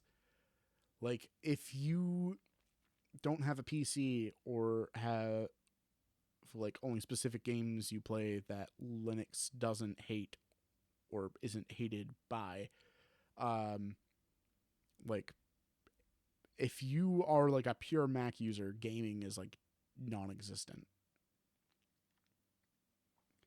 unless they finally managed to get that to work properly. PS2 HD remaster collections of games are so badly done. Ah, yeah. Uh, I can't speak to that too much because I haven't really played many remastered games, but I have seen some bad stuff for sure. I probably should get some games for my PS2. I've got like a bunch that my uncle gave me when he gave me his PS2, but I don't even have my PS2 hooked up right now, actually. See, I would like to do console gaming, but it's just I don't know. It just doesn't click with me. And like I spend so much time at my computer either working on music and stuff or whatever that like I'm almost never in my living room. So, it's like what's the point of having my consoles hooked up if I'm not going to be playing them? Like I have a Switch, I have an Xbox, and I have a PS2. My Xbox is a One S. not a Series S, a 1S. I'm actually always used to being on console, so most of my games are PS5. Yeah, I don't have a current console, which is true because with a Switch 2 coming out now, Switch is not what you would call a current console. Not that many people might have called it that anyways, just because Nintendo has been behind on hardware for so long. You know what would be cool for Nintendo to do? If they like jumped into VR and did a Virtual Boy thing. That would be really cool. So when Monster Hunter Wilds dropped, I was so happy that it was crossplay compared to MH World Iceborne, where it doesn't have crossplay. Yeah, crossplay I would love to have in more games because there are games that I like that I can't just play with anyone because they don't have crossplay. Risk of Rain, particularly Risk of Rain 2, I liked playing, and a buddy of mine was playing it, and I'm like, oh, hey, I heard something about them having crossplay. And then come to find out, it's crossplay between Epic and Steam, not between PC and console, which is the dumbest thing I've ever heard of. Like, why would you have crossplay between like two different distributors of games? Like, that's so stupid. Crossplay, well, yeah. It doesn't make any sense. It's still on PC. It's still the same game. Why would you not by default be able to crossplay between those? And like, you can't crossplay between. I know it's on console, but you can't crossplay between it, I believe.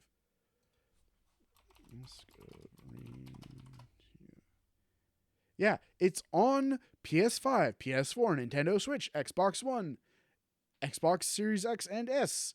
It was on Stadia, but who cares about that? Tangler's Warframe is on everything. Yes!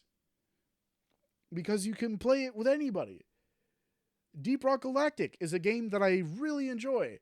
I don't believe there's crossplay for it. And that's another one that's on, like, I believe on consoles and PC.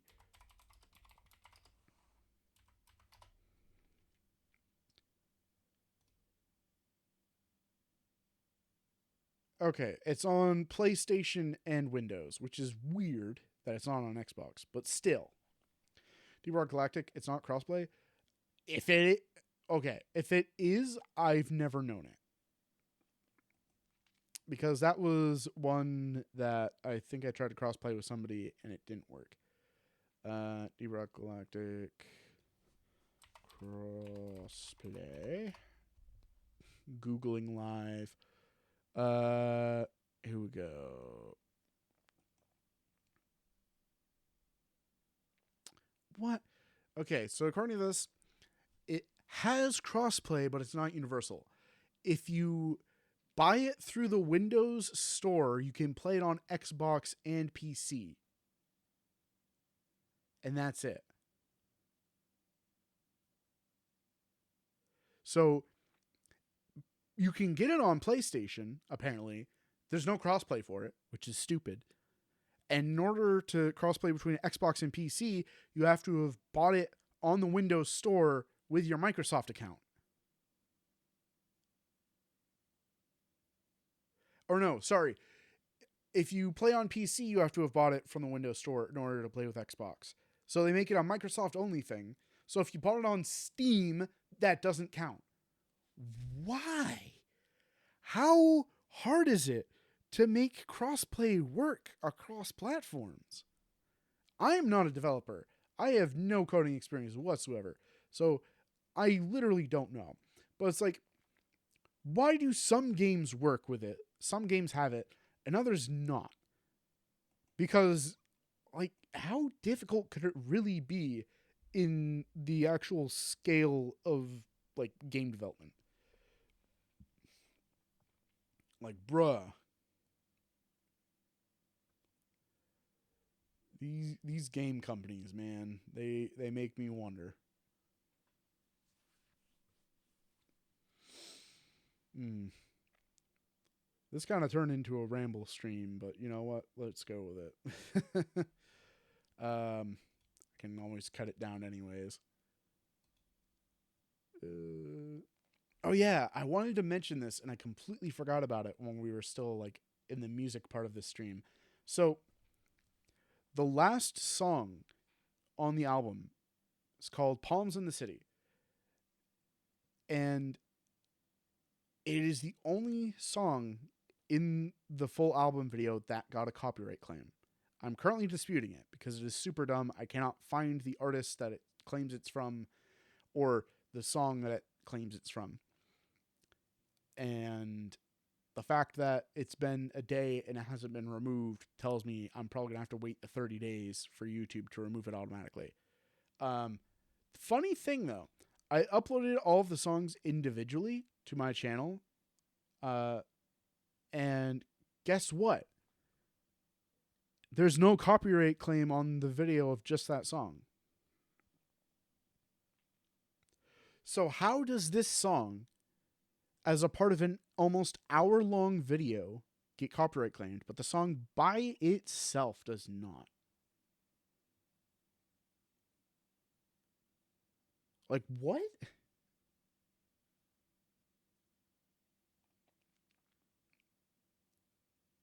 Like, you'd think, being a part of a larger video, it would be, like, overlooked, right? Because it's a smaller part of the overall content.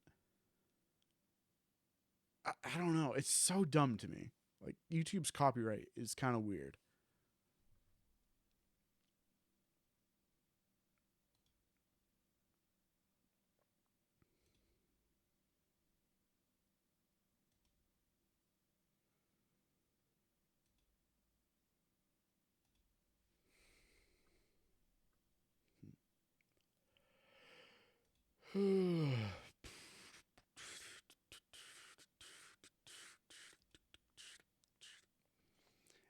It's so weird today. Like I took today off from work because I'm like I need a extra day to my weekend, and it feels so much later than it is just because of how like my internal schedule is. Because I'm like I'm at home on my computer. It's probably like 9 o'clock at night, right? And it's like it's not. It's 3 hours before that point in the day. I'm like, what? Ooh. One of my friends just sent me something that is intriguing. And I'll probably have to check out tomorrow. Also, I should probably change the category on Twitch because this has had nothing to do with music, and apparently Twitch can get picky about stuff like that. So I'm going to go over to my dashboard.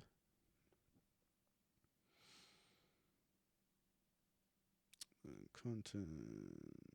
No, not content. Stream manager. Edit stream info. Just chatting. Done.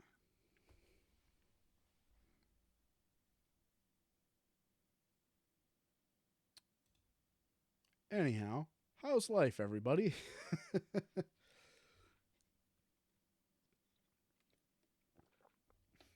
I mean, if we do want to have anything to do with music, I've got some unreleased stuff that I wouldn't mind sharing if people actually are interested in that.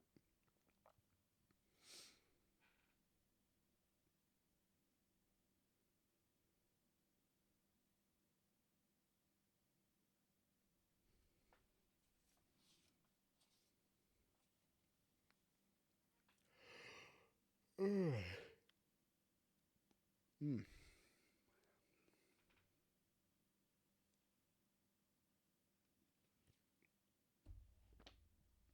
Lately, I've been looking at Persona 5X. Yeah, it's gotcha, but the more I look at it, the cooler it gets somehow. So, the Persona games are interesting. I have been mildly interested in them, but they, being JRPGs, are something that I feel like I would get easily overwhelmed and not end up playing very much. Um, at the same time, really great music.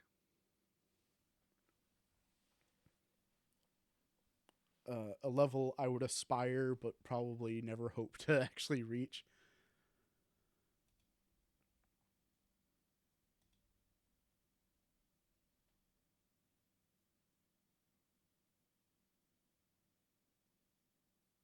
As long as that one is unique, completely new from all other games. Been fan of Persona since OG3, so I like our JRPGs a lot. I've tried to get into some, um, and the only thing I've ever played is that I've like enjoyed, I guess, and understood is Pokemon, which surprise, surprise, the kids JRPG game, which I feel like a lot of people don't consider to be JRPG or don't realize is JRPG, but it's an RPG and it's Japanese. It's a JRPG. Like that I've always found to be something I can get into just fine. But yeah, I've tried a couple of JRPGs. I've tried what was it like Final Fantasy Tactics, I think, or something like that my uncle showed me. I've tried.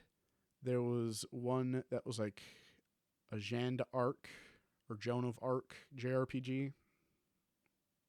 I may have mispronounced the name, but um, that one seemed interesting. And then I got to a point where like the battles got a little more complex, and I could never figure out the finer points of the system. Chrono Trigger could be a good one, but yeah, it depends on peeps' taste. I personally hate missables, but I still try.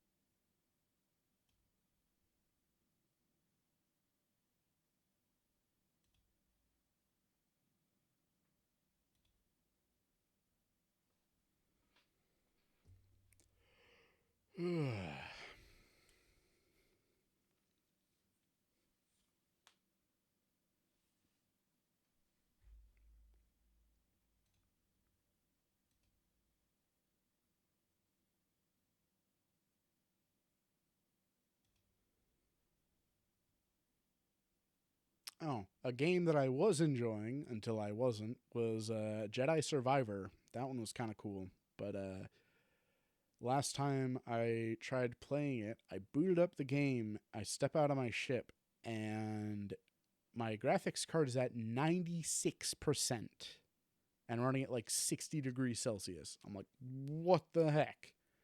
At the same time, textures are flashing between high res and low res. It looks like a friggin' demo. Like, what is going on? Uh, I don't think so. I actually haven't looked inside my case, but I haven't had any issues, so I think it's fine. Also, I didn't read your other message. Legend of Mana is a great classic, my personal fave, but the systems there can be a little scary to a peep newly coming into the genre. But no, my GPU is not molten. I don't think I'd be using all three screens right now if that were the case. Like it was at that point for like a minute or two before I closed the game because I was not going to deal with that. It's really weird because before that point in the game, like it was fine. Like maybe like there'd be a slight bit of lag every so often. And like the music would randomly cut out, but like I didn't really think much of it. And then all of a sudden, I just load up the game fresh. I think I played like one mission, and then I get back to like the planet that's supposed to be your base of operations or whatever, and it was just screaming. Like, what is going on? This should not be doing this.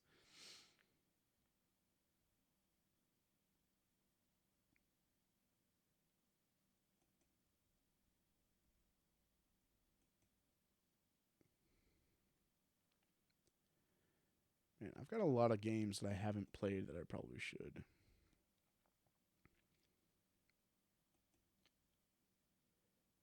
If you think I might like Persona, old Final Fantasy, Chrono Trigger, or you think I might like Persona, old Final Fantasy, Chrono Trigger, Golden Sun, and Dragon Quest. So Dragon Quest. Oh no, not Dragon Quest. I'm thinking of the wrong game. I know what you mean. I am just had a brain fart there for a second there. I do know what Dragon's Quest is, but I think for some reason I got confused with Dragon's Dogma, which I do have, and I've been meaning to play. I just have not gotten around to it.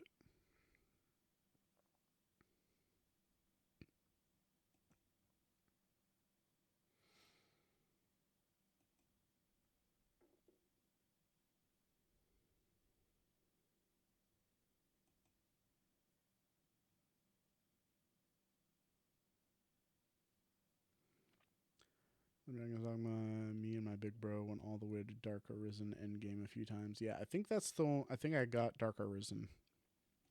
One of my friends bought it for me a couple of years ago, and at the time I was playing through New Vegas, so I was like, I don't want to be playing multiple games at a time, so I'll do this when I finish New Vegas. And then I never finished New Vegas, so there's that.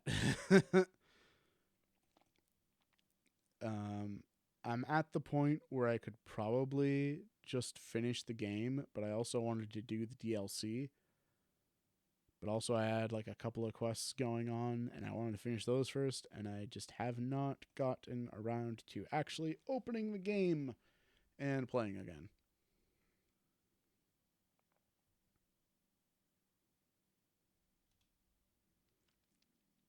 Class Fire Emblem is also nice to try. JRPG and Pokemon Conquest or Mystery Dungeons are great. I've played one of the Mystery Dungeon games at one point, and that was interesting.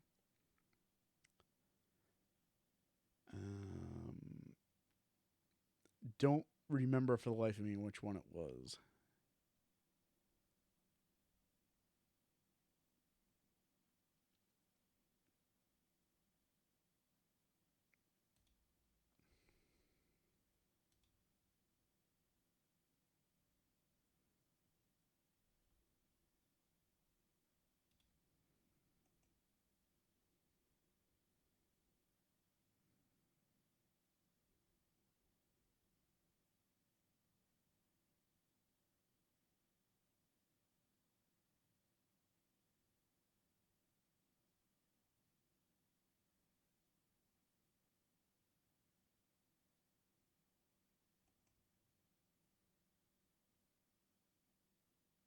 Oh, hang on. All Mystery Dungeons are great. They made me learn what leitmotif is. Leitmotif, I don't know if I'm spelling it correct. Yes, I believe. Well, the second time you spelled it correctly. It's, I believe, a German word, so it's kind of weird. It looks like the way it's spelled. It looks like it should be like late motif, but it's often pronounced leitmotif. But yeah, leitmotifs are cool. I've tried to incorporate them into the few chances I've had to do like scoring because they are a very effective musical tool. But sometimes coming up with leitmotifs is difficult because it's like, how do I make something short and iconic that is like, yeah, I definitely identify this with this thing, especially without it sounding too much like something else that already exists.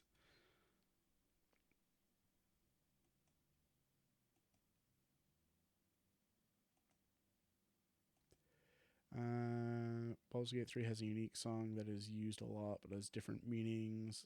I really love I Want to Live. Yeah, so there's themes and there's leitmotifs. Leitmotifs are part of a song or part of can be part of a theme, but a theme is like an entire track that is like specifically for a person or a place or whatever. And you can have both, but the cool thing about leitmotifs is that you can incorporate it into other themes. So it's not just one specific song that you're repeating over and over again for somebody. You can have a track where you work a leitmotif into for a particular scene or whatever, or recurring thing that's like, hey, there's this person in this situation and whatever. For leitmotifs in PMD2, they always used bits of the Time Gear theme or basically a build up for final boss. It's so awesome.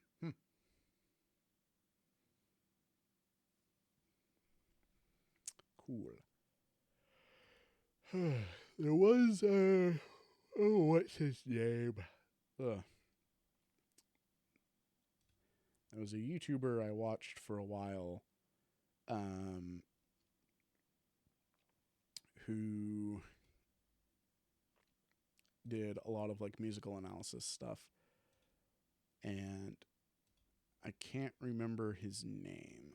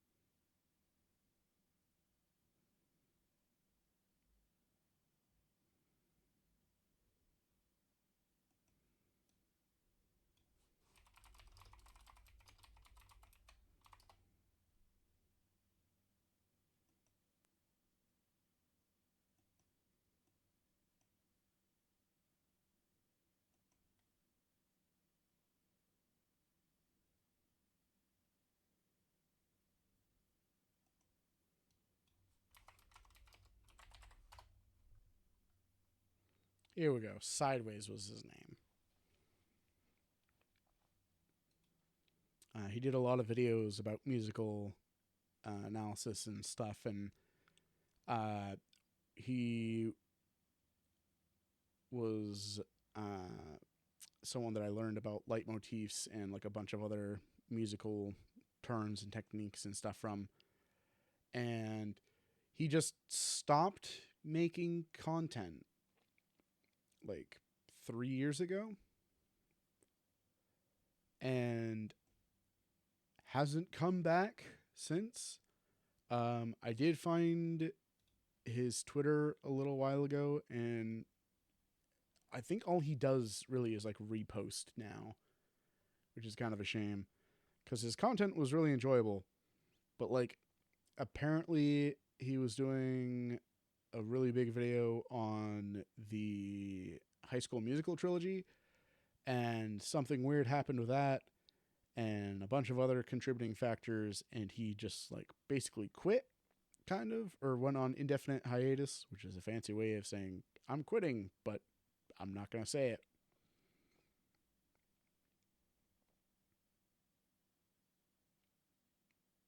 And like, I get it, but like, he left his channel up. So it's like,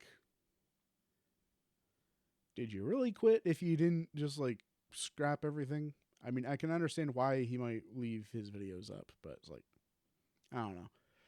I watched, I think, Macro Meatball for song analysis and reactions. Monster Hunter is also awesome for songs. They have different variations of each monster theme depending on if they're enraged, you're chasing them, or they're chasing you, or you're matching them. See, video game music is really cool because it's very dynamic. Um, Obviously, like they make different versions of songs, and they play at certain times and whatever, but the way that's triggered and the way it all mixes together like seamlessly is really cool.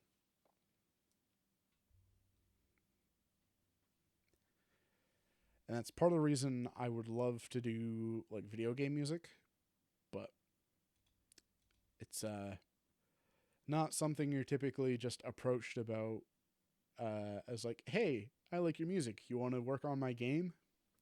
Well, actually, that did happen to me once a long time ago, and I have not heard from that person in a long time. um, like I used to spend a lot of time scrolling through the website Casting Call Club and looking for projects. And after a while, I was like, I feel like I'm not really getting anything out of looking at these projects and trying out for them because one, either I don't hear back, or I'm chosen and then I don't hear back, or it's something that's like very weird and specific, or it doesn't really pay anything. And like, I understand there are people who go to this website because they don't have a lot of money or they don't have any money and they're just looking to do like a fun little project and want people to contribute their time for it. And that's cool.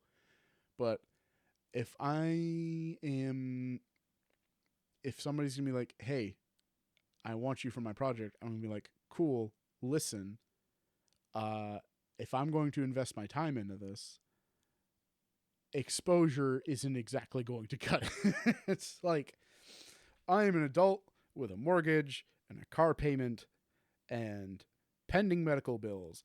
I do not have the time for your project unless it is something I'm super passionate about or I know you or whatever to go and just devote time.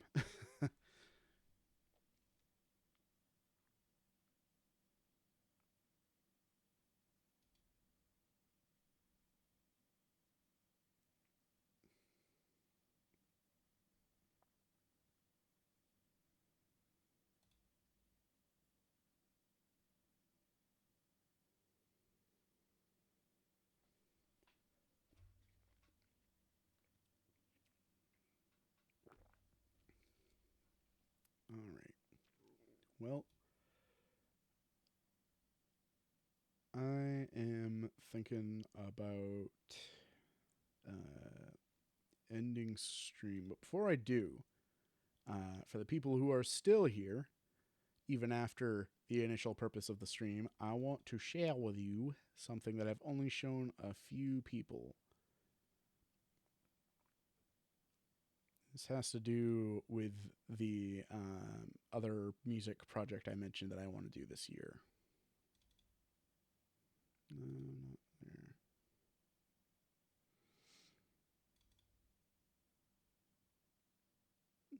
not there.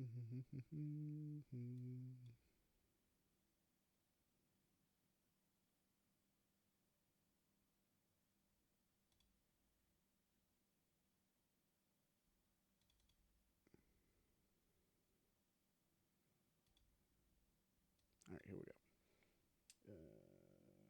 Music player, properties,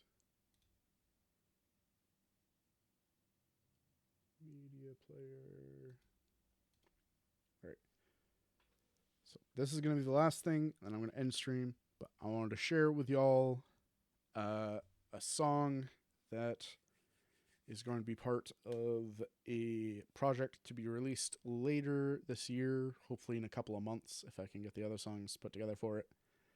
Um, but I mentioned I really wanted to do something with color bass, and last week I started working on a song, and it was the first time I've ever done anything with color bass, and it came out really well.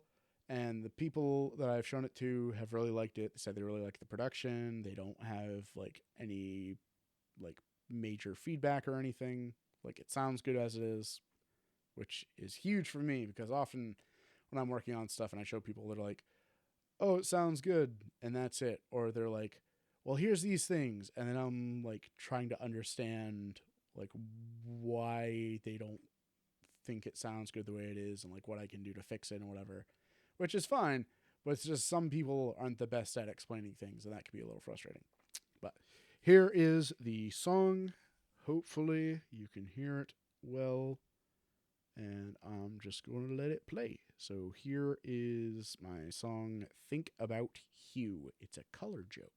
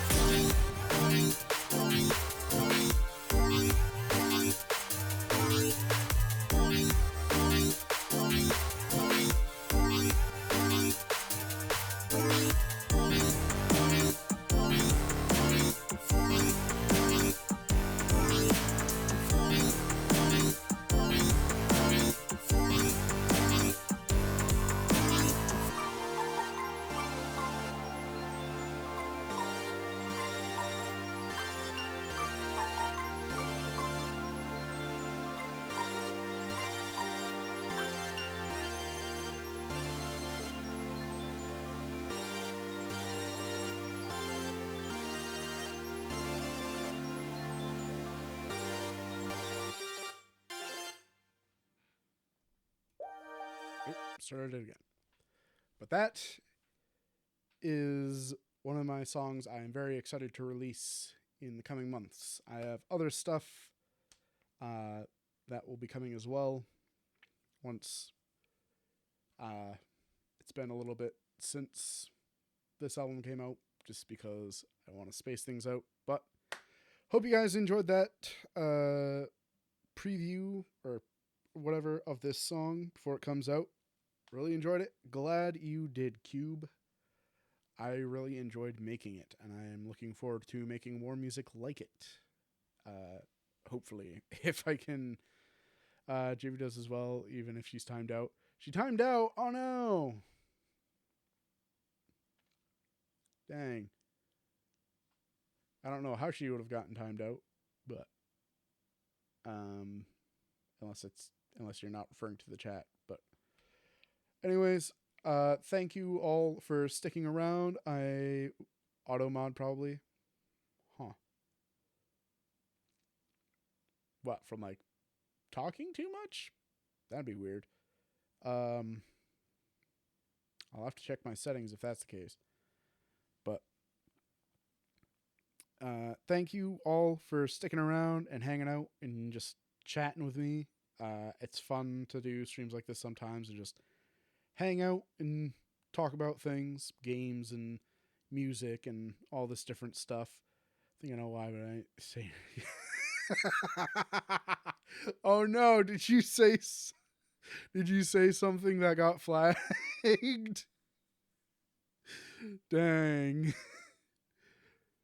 Oh, maybe? I don't know. Um but yeah.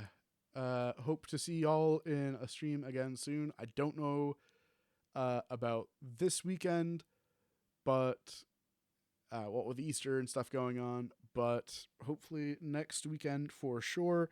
I typically stream on Saturday and Sunday, like I mentioned. Sometimes I stream on Fridays. And I always stream on both YouTube and Twitch, so whichever you prefer. I know there's some latency issues, and some people don't have accounts on both.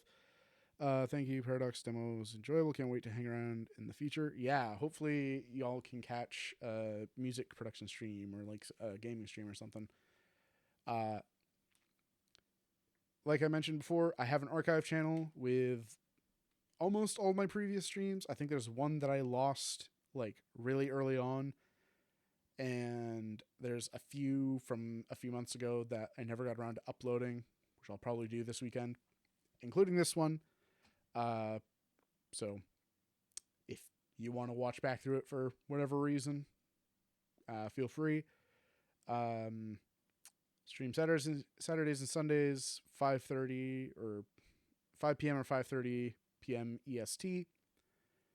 Do games or music or whatever. Check the about section or description for links to other stuff. My Spotify.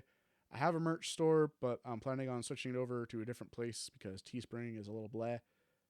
And my friend found something better, and he actually got a sample for me from there that he's going to be bringing me tomorrow, and I'm looking forward to checking that out. I have a Patreon. There's nothing on it because I'm bad at doing things in multiple places. Of course, there's the Discord server, the main YouTube channel where you can check out my music, my music critiques, what little shorts I have. I have an on and off thing I've been doing with doing short, goofy videos trying cereal, which for some reason get views, and I don't fully understand why, but usually they seem to be more popular than my music. But yeah, thanks for following. If you feel like following on YouTube, you can subscribe, but don't feel pressured. But yeah, thank you for tuning in and hanging and checking out this album with me. I hope you guys have a great day, night, wherever you're seeing this, and I'll see you next time. Bye.